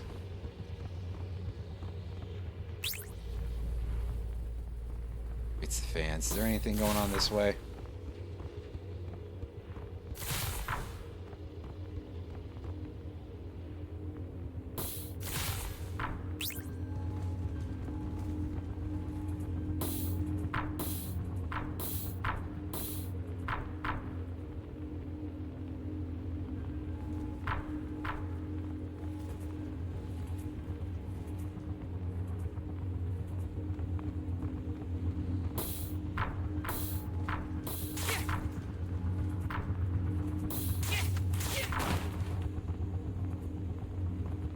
I don't even know where the fans that said I activated are. And those ones? Oh no, I see what... Oh jeez. I'm happy about this.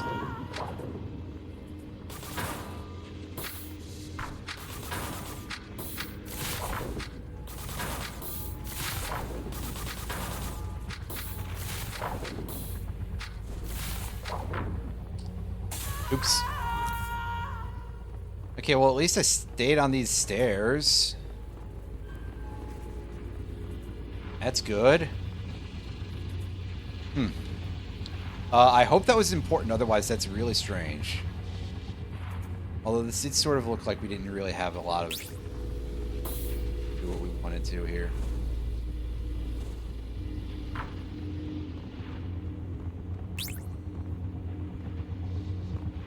These fans.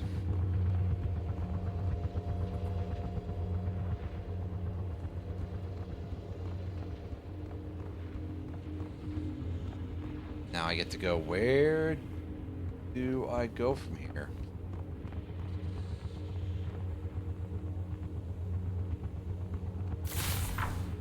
Yeah, so we're allowed only one set of fans on at a time, I guess. That's a choice.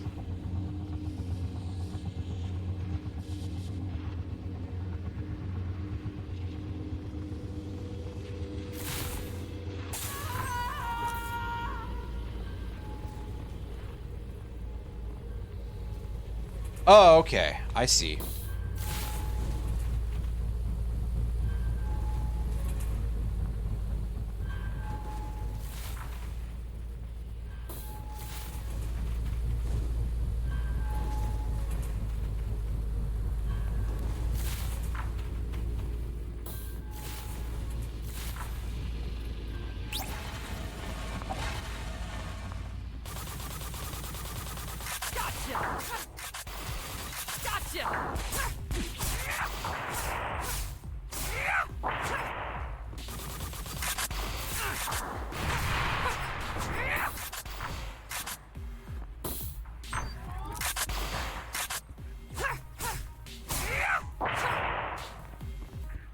I really was not prepared for how much Half-Life vibes I would get from this game.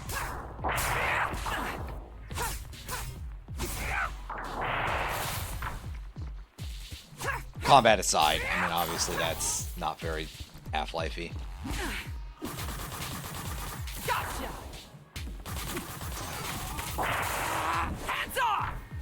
Technically, I should probably be like being a bit more strategic, which would make it fit with that, but also I refuse. Hex configuration.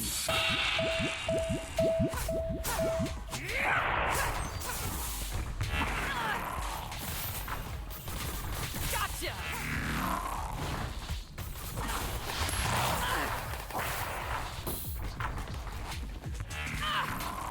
Hey, I'm kind of busy here.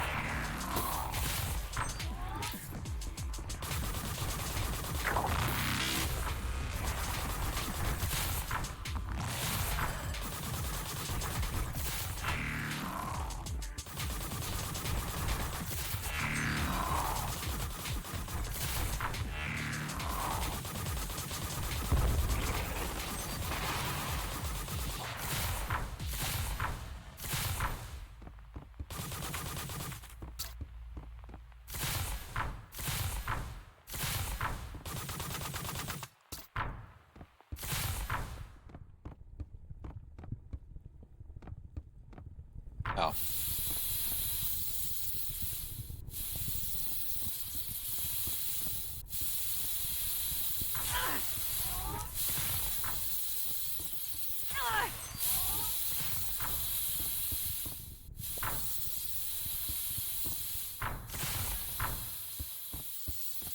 Okay, we've got some amount of USDs here, so we can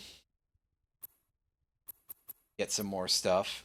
In this case, Emerald Splash. That is a JoJo's Bizarre Adventure phrase.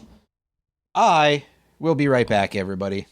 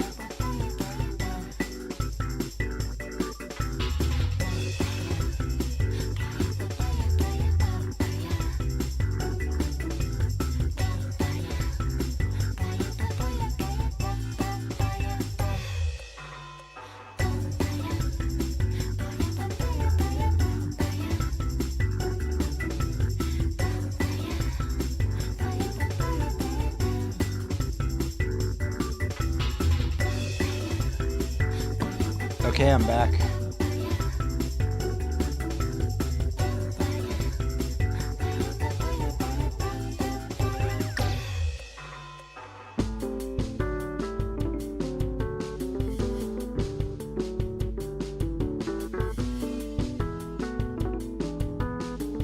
Yeah, sorry to extend things.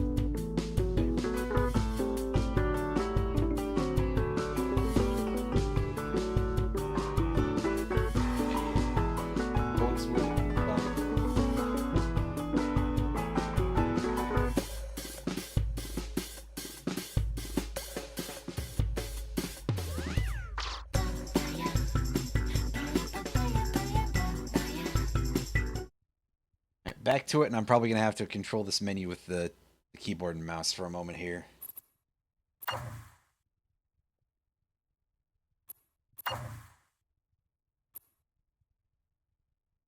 Try this.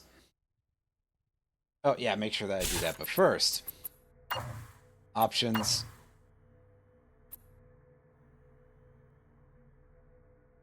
Find the game that I have a controller.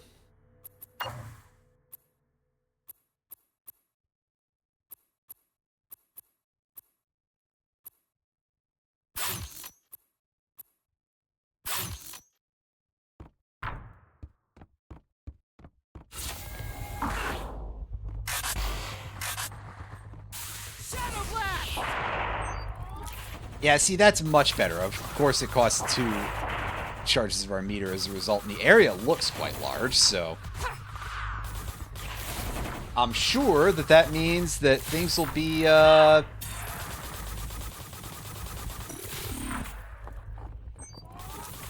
sure that means that it's actually significantly smaller than it looks or something. I don't know. Oh, I got hit by that. Darn. It looked for a second kind of like I didn't, but maybe because I was backdashing at the time. So my momentum didn't change.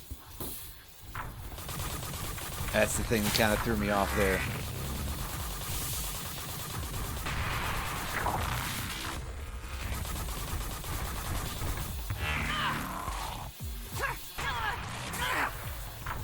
Yeah, the Blackburn mechs seem like they're a lot beefier than they were earlier. Or maybe they were always this big, it's just that they were fought in a place where I specifically had better ability to actually like keep them in focus. And therefore completely drain all of their life points very quickly.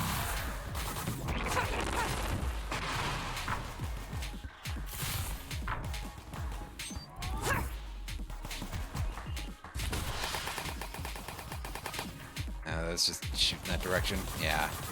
No auto-targeting, it just seemed like they had it before.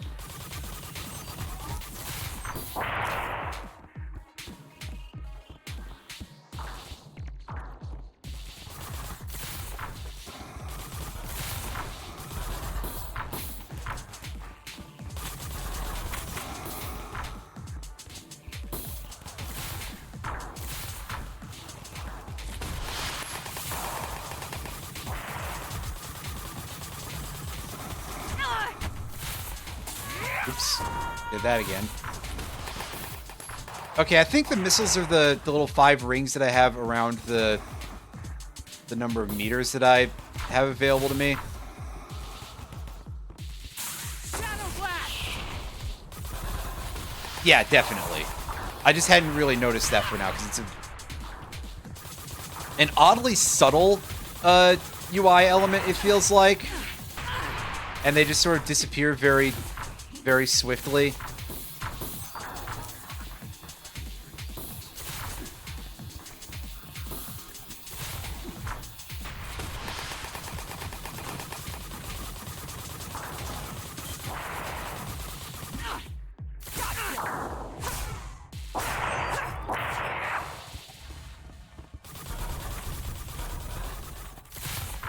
I was expecting more of those, like, explode more severely.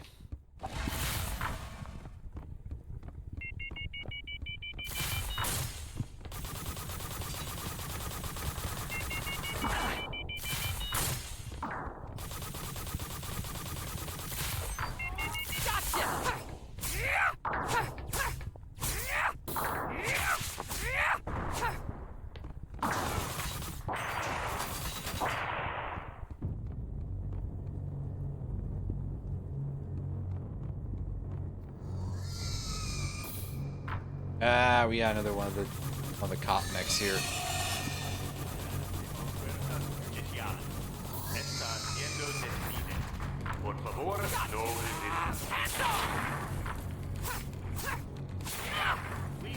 Any weapons or bows you may be carrying and over your head.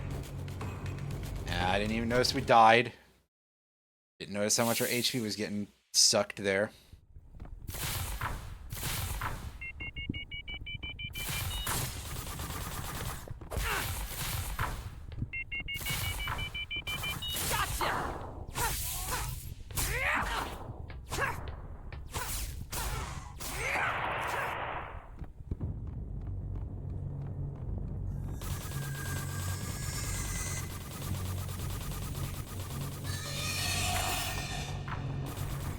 Hola, soy unidad de las fuerzas especiales. Está siendo detenida. Por favor, no. Please drop any weapons or phones you may be carrying. Por favor, suelte cualquier arma o teléfono que pueda Ah, estar shit. llevando y actuar. There's some orange stuff down there this time. All instructions. Not be hard. The complete on Toda instruction no se le dañará. It is illegal to record this unit. If reports are detected, you will be considered non-compliant. Es ilegal grabar en la unidad. Si se detectan grabaciones, se la considerará inconforme. I am an automated law enforcement unit. You are being detained. Please do not resist. Hola, soy unidad de las fuerzas judiciales. Está siendo detenida. Let's try to dodge for a bit so I can get a full meter. Thankfully, he likes to spend a lot of time doing these big attacks. It take a lot of time. Suelte cualquier arma o teléfono que pueda estar llevando y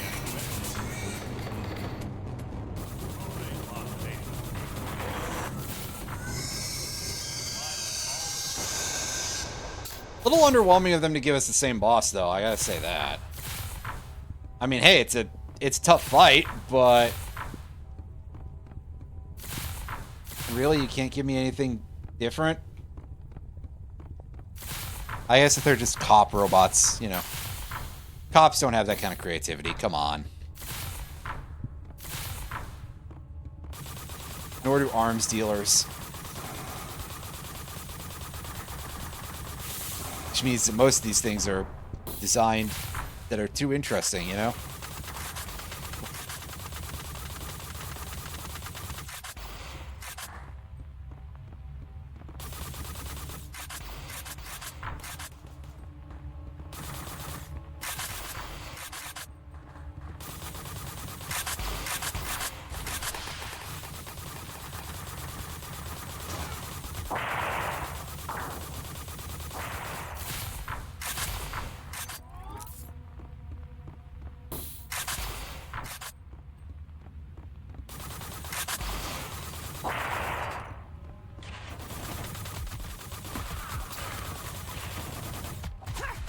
Now, I can't deflect bullets. I can deflect missiles, but...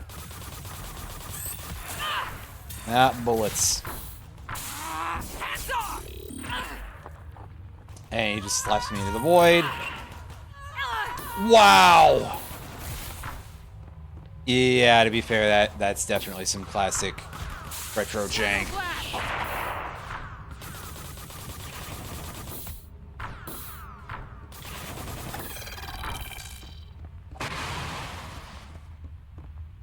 Again, just treat it like this game came out in like 2002, 2003, maybe 2004. And again, like it's something you spent $5 for at the Menards bin.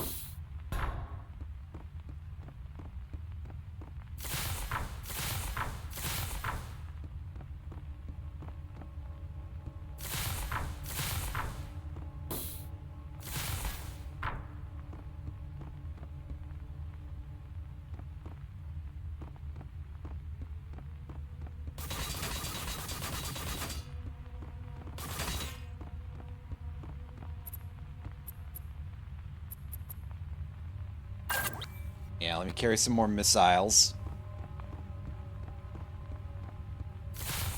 Because even though the effectiveness of those seems to be less than I felt it was earlier.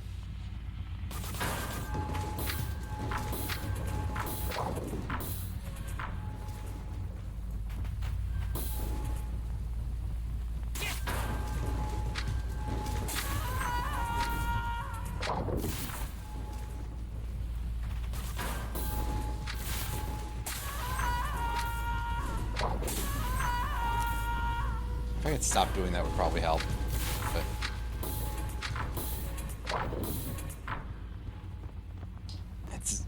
feeling a little all or nothing with me. Eesh.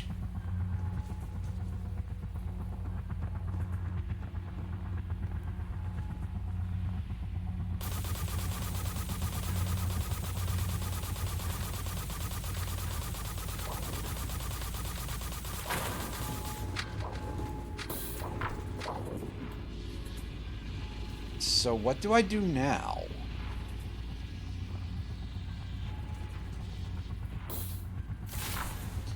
Oh god, we gotta do the, like, sort of curving jumps a little bit here.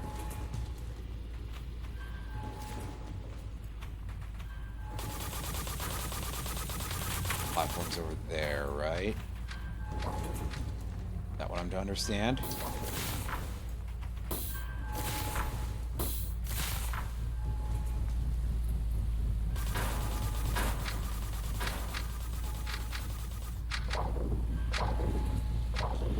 Ah, yes, more of this.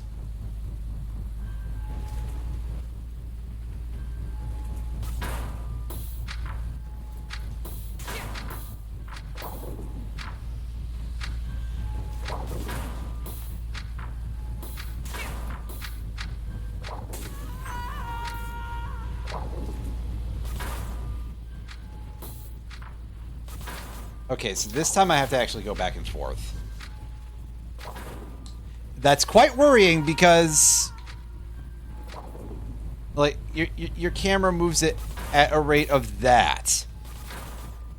So it's like you got to be sort of doing the turn as you leave the platform.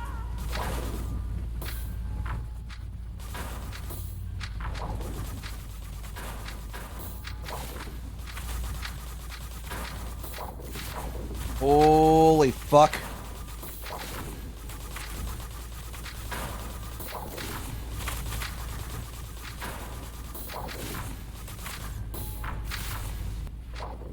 Ah, yes, designed just like a good old-fashioned ROM hack. Complete with at least one thing you can just straight up skip.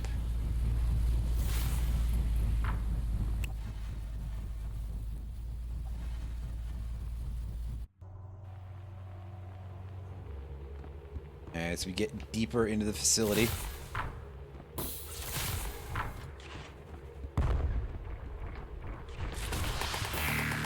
Continue to not receive any further guidance from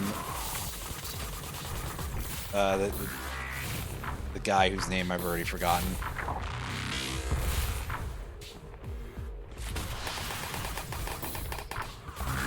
Mr. Angst Boy.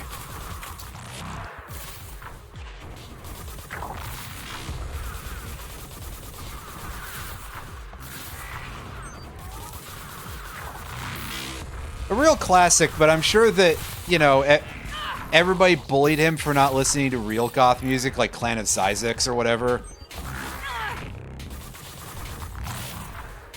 This is me being a very annoying person again with my knowledge of music by sneaking into the middle of this a Clan of Cymox reference when that's a band where, gee, I think maybe one of their albums got released in America.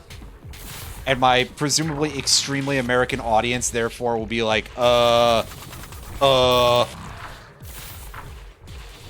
Which, to be fair, is probably about the best response you could possibly have to anything I do, so.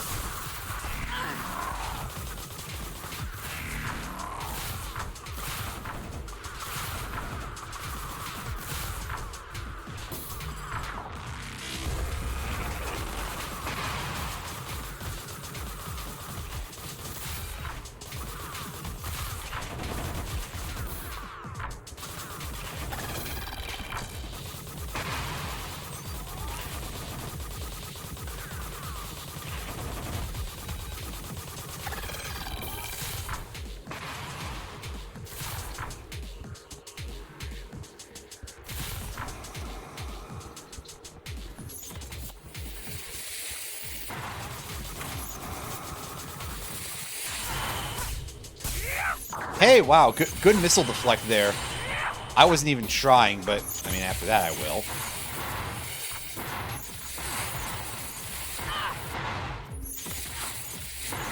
Shadow Blast!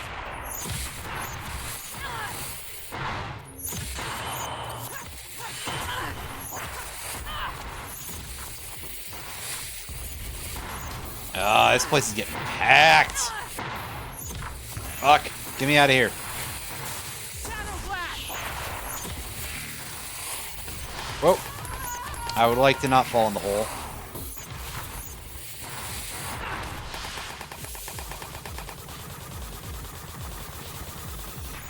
That seems like a bad idea to go down the hole.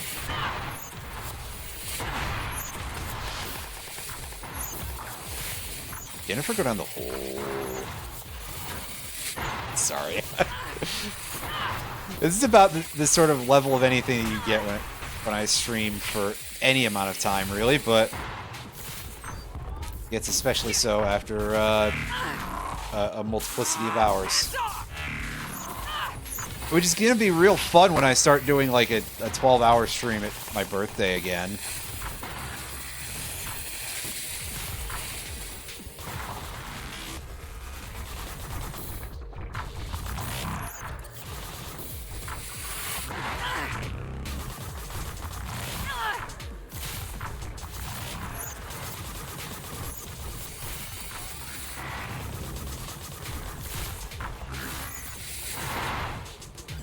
Kind of would have to decide what I'm doing for that, but yeah.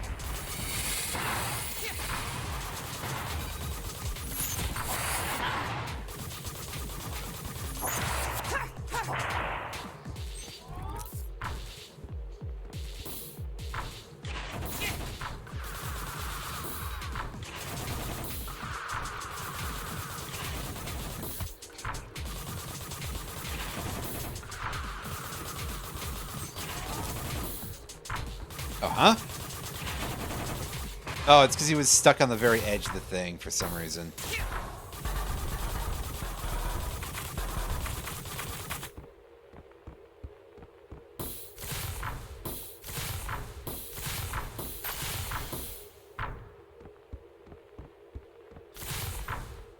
Alright, we can go back in here and...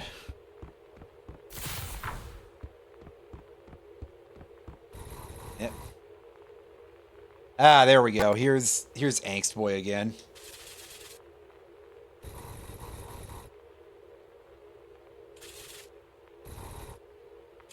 Huh. This is Pope shit in the woods. Nice.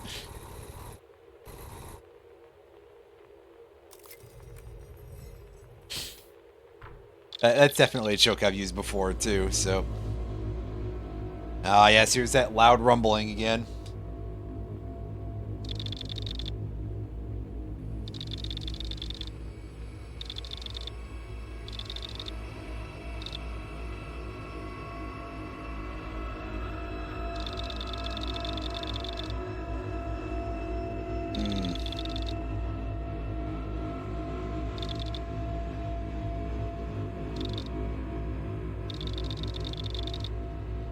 Something is going on, I see. Now we're hitting a point where it's a little bit more clear. Well, semi-clear. A lot more than the time before, but it definitely feels like there is some strangeness going on here. Yeah.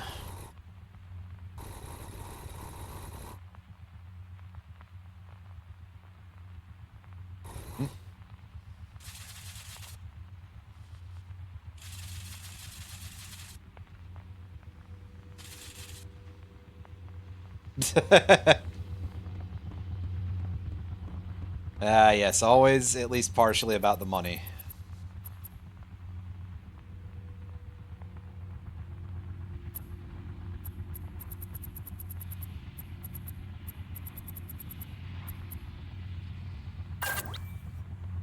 Let's take our melee charge attack here, I guess.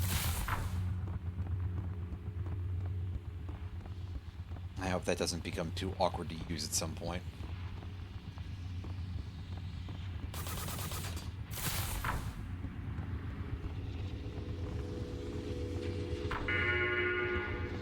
Ooh.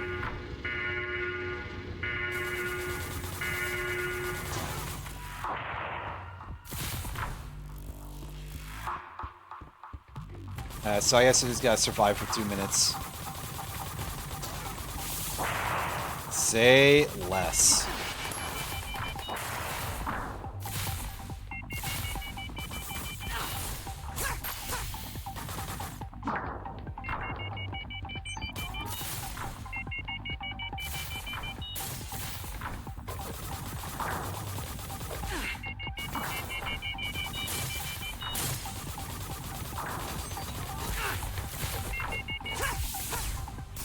Believe it or not, the concept doesn't seem that hard.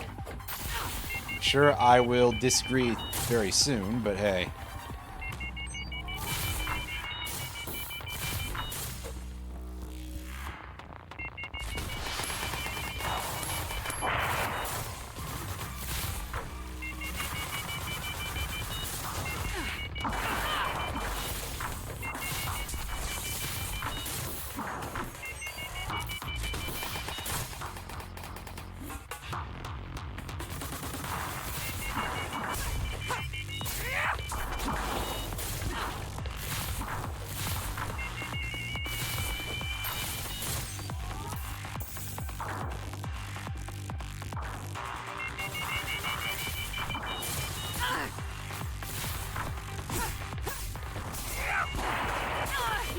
Shadow Blast!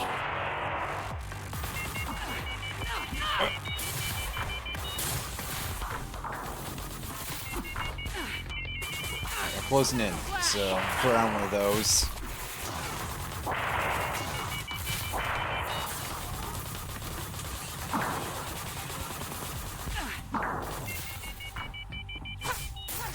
Alright, well, the security alert timed out, but unsurprisingly, I gotta clean up the rest of the robots here.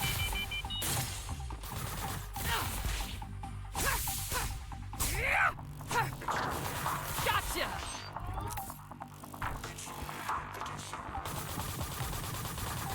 I think I'm taking the approach wrong, or maybe their detection range is up.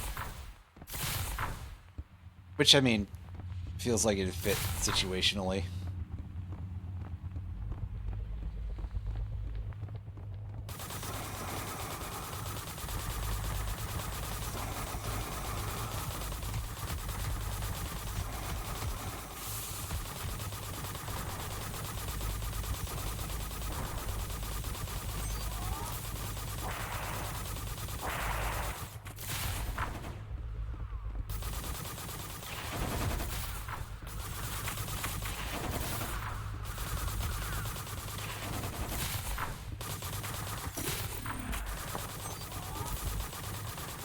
Gotcha! That didn't feel like I had any impact whatsoever, but I suppose I also didn't know whether or not that would stun him out of the attack. Kinda makes sense that I wouldn't, but hey.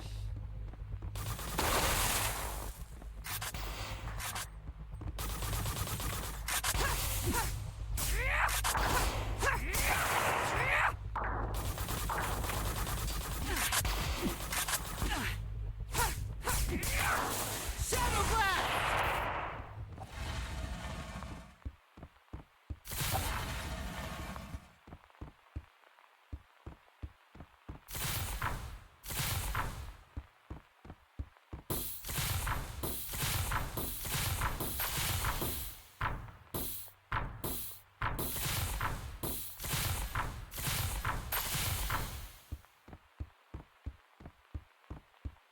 I wish in a passage like this I could just boost infinitely, but unfortunately, nope.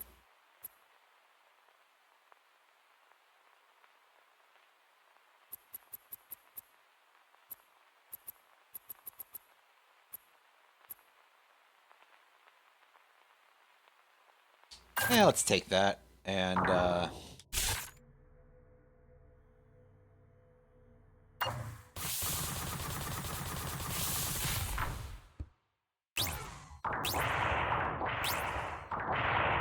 I actually just wanted to leave the practice room. I didn't mean to come in here. I pressed the button at the wrong time.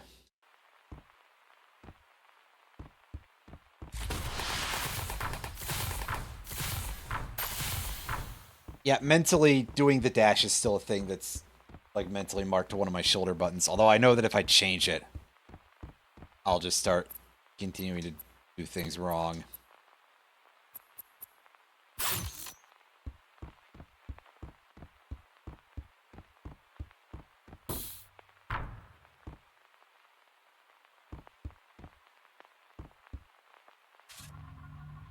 Anything to say here?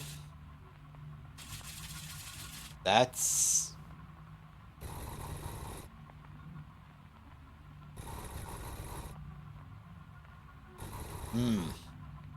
They took their brains. That's...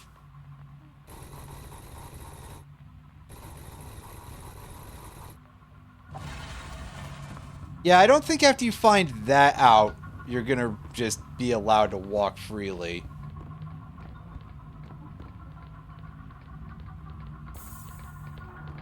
Yes, I see some floating brains in that jar, and a couple of these are containing just robots. Some others have... Ah, yes, I see the robots are powered by human brains. Wow, that's an extremely normal level of disturbing, actually. At this point...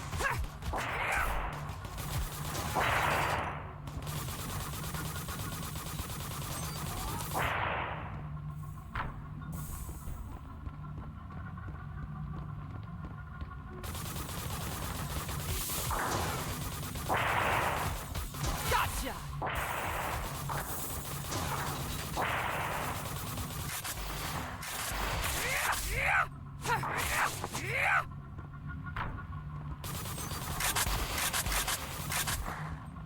Pilot cannon! That didn't seem like it pierced much of anything. It just sort of didn't hit the other guy, so...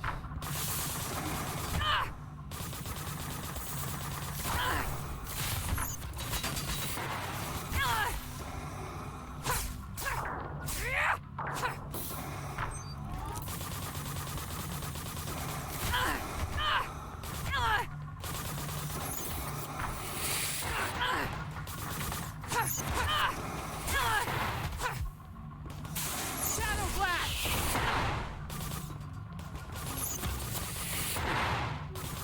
Yeah, I know I don't have a shield active. Not much I can do about that.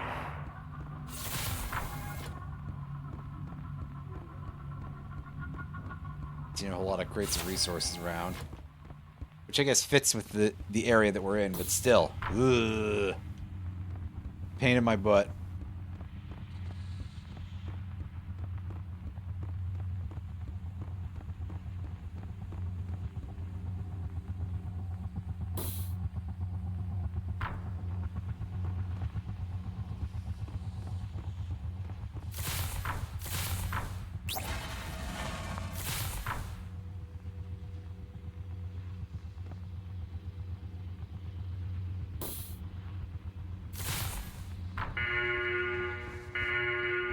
Ah, yes, more of this.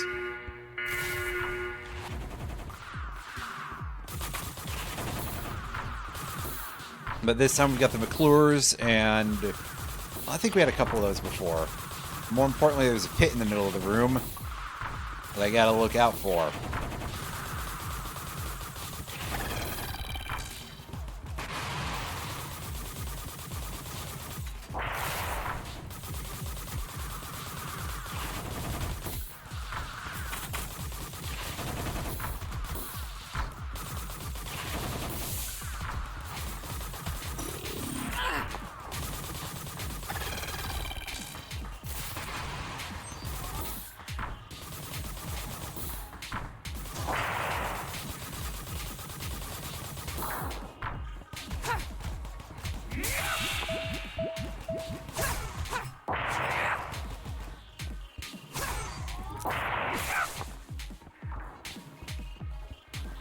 The stun sound effect still is very funny to me. Oh, shit. We're okay, it's fine. That shield meter was a crutch anyway.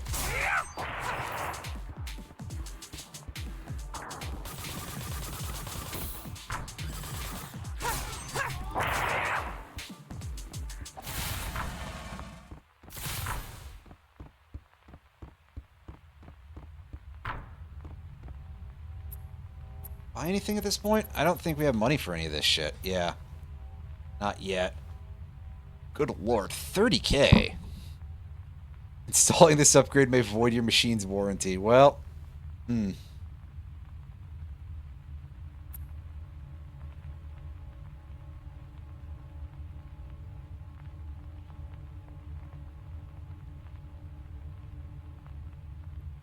See, that overcharge blade would be fun if we could afford that, but unfortunately,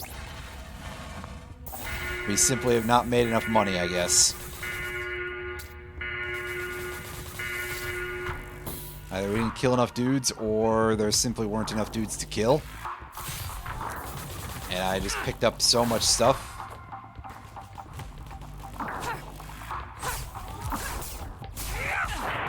More out of a sense of experimenting than anything.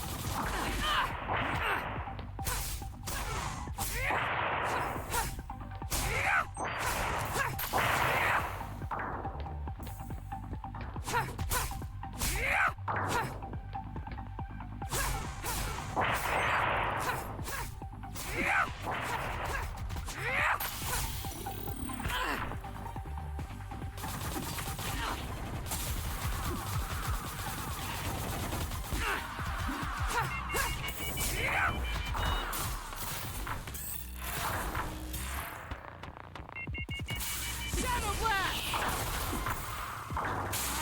Hands off! I thought I did the proper input to turn around there, but apparently not.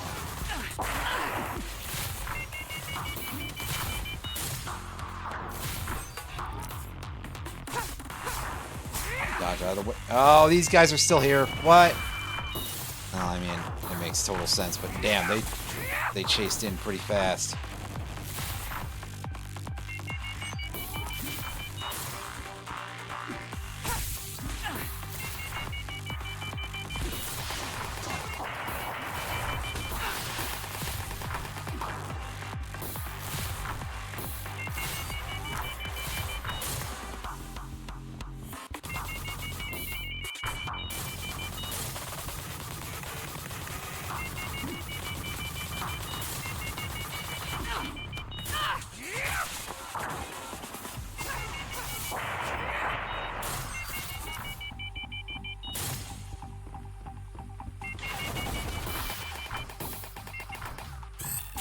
Hands off!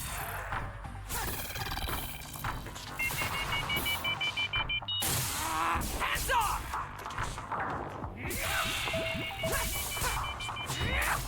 Sky high! There we go. Our health is back up to nice and full here.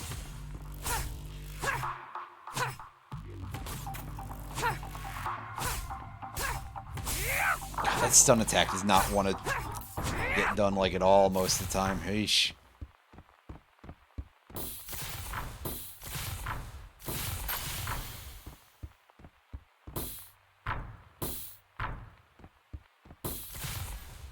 God, this sure is some design all right here.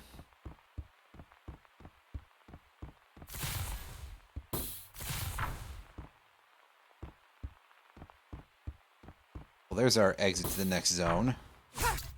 First, I'm going to pick up anything that's still left around here.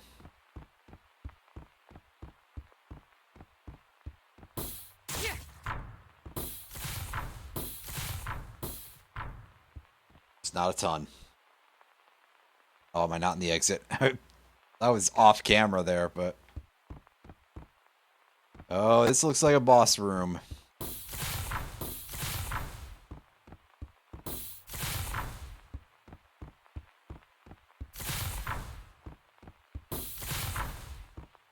Something far bigger than those arrestor machines.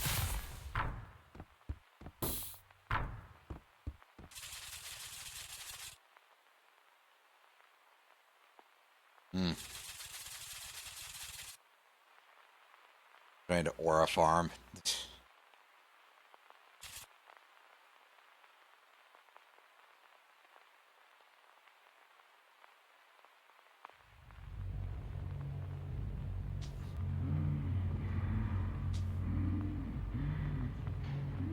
To be honest, I didn't even see this person, but hey. We can do this the easy way or the hard way. You will choose.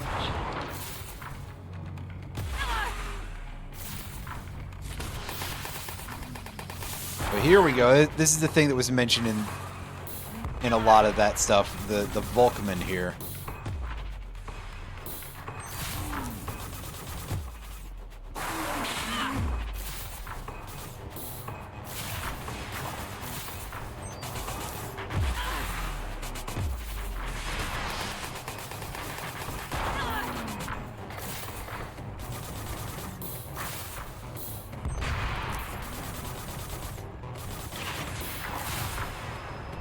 Yeah, see, if you want to hit me with those bullet patterns, you're going to have to use them up close, buddy. Because that's like the main way that I actually get hit at this point, is just from that. Hands off! The hard way it is, then. Yeah, now we're getting some new attacks going here.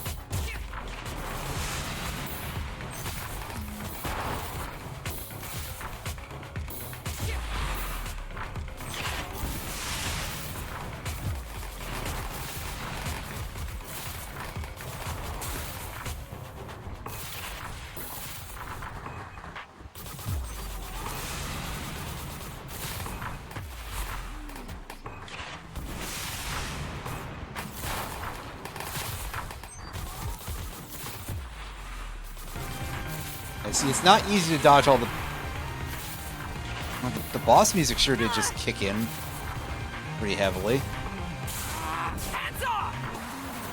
Oh, get out of range there.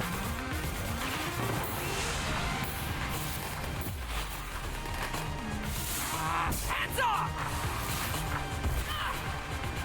Don't turn the back of your camera to that guy.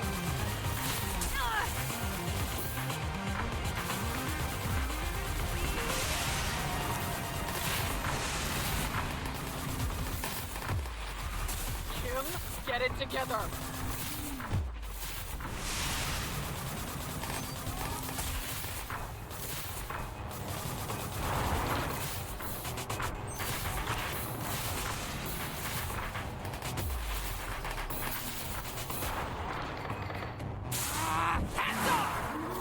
That somehow didn't hit. I guess I just wasn't close enough that time.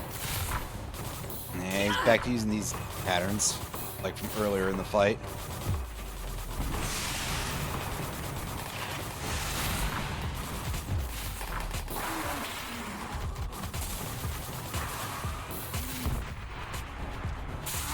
Hands off! Get some health back. Fuck. Not worth.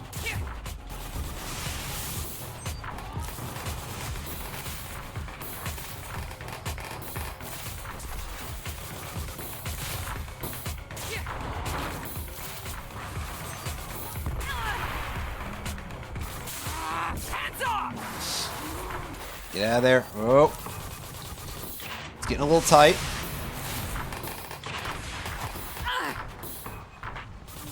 That's why we kept the big melee attack on the whole time, is because it's cheap. And it gets me good health restoration.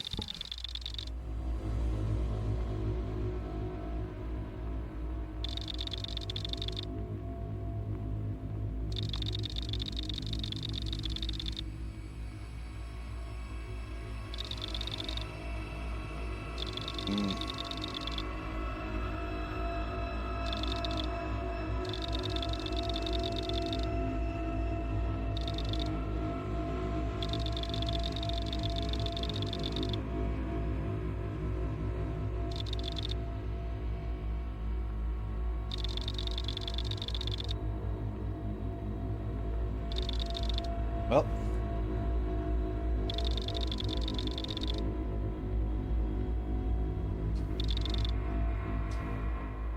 This is getting a little implausible. I mean, sure, the government's been kidnapping and killing citizens for decades, but using their brains to power some kind of zombie drone army? It's all too ridiculous to be real. No animation on his face whatsoever.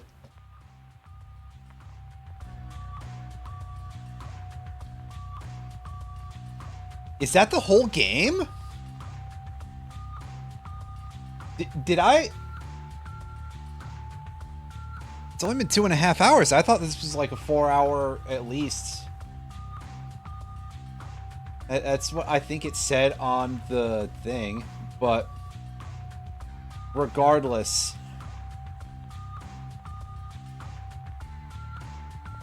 Yeah, I was expecting that to be a bit longer.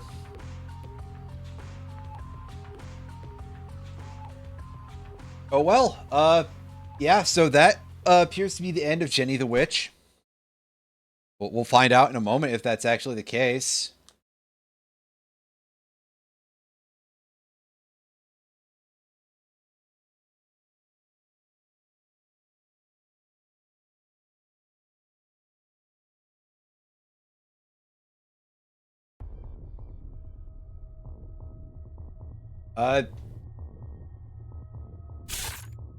Yeah, so that's the end of the game.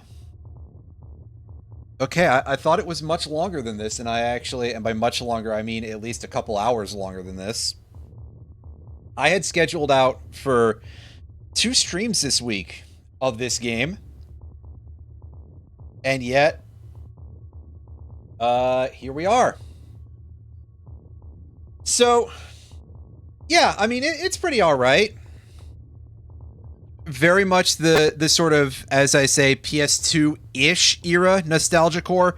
Not completely, but again, I say nostalgia core as opposed to being like an actual, like, full-on doing all of the things that fit with it in terms of the tech and everything, because definitely some things are a little bit more PS1 or even just sort of this imagined all-purpose quote-unquote retro style that just sort of exists. There's definitely some parts to this that immediately made me think that this was going to jump headlong into straight-up conspiracy theory shit at the very end. Of course, there was just not enough time for them to actually, like, go that far. I suppose it is arguably the sort of thing that gets a little bit close to that, but that's more accidental than anything. Again, this is a game that is designed after a sort of style, and I think that it does that pretty good, although I absolutely agree with everybody who said that the platforming is dog shit, because the platforming is dog shit! Oh my lord, this platforming is bad! But aside from that part, I bought this for $8. I missed out on a chance to get it for cheaper, because it was on sale when it came out for like 20% off. I would rather have paid the sale price, and not really just because I prefer to pay less money as opposed to more. It's because, honestly, again, 2.5 hours, and the game is in that sort of category of, like, just alright. Although $8 still feels perfectly fair for this sort of thing. I don't know why I'm talking so much about, you know, value for money, because that whole thing is a huge mess. It's just that it's the sort of thing that I think about at least a little bit, and I'm a huge penny pincher, so that would probably do it. Anyway. Pretty okay game. It's nothing more than what it really claimed to be, so, hey. I personally feel like I would like to see more games of this sort of classification in the future, but I'm also very much the sort of person who thinks you don't really need to do anything bigger than what the PS2 was doing. I don't think that games necessarily needed to advance more than that in terms of graphics, not even sound. I mean, the PS2 era consoles could do some pretty good stuff in terms of sound anyway, so yeah. Also, apparently did not grill the fuck out of my GPU, which is something that I was slightly worried about, because I've played a lot of games over the years, even fairly recently, that have had around this level of graphical quality and have made my GPU temperature go insane for some fucking reason. I'm looking at you, Abiotic Factor. Anyway, yeah. Point is, it was worth it. But also, man, now I gotta find another new game to play tomorrow. Jeez, I could probably have played this and King of the Bridge yesterday, couldn't I?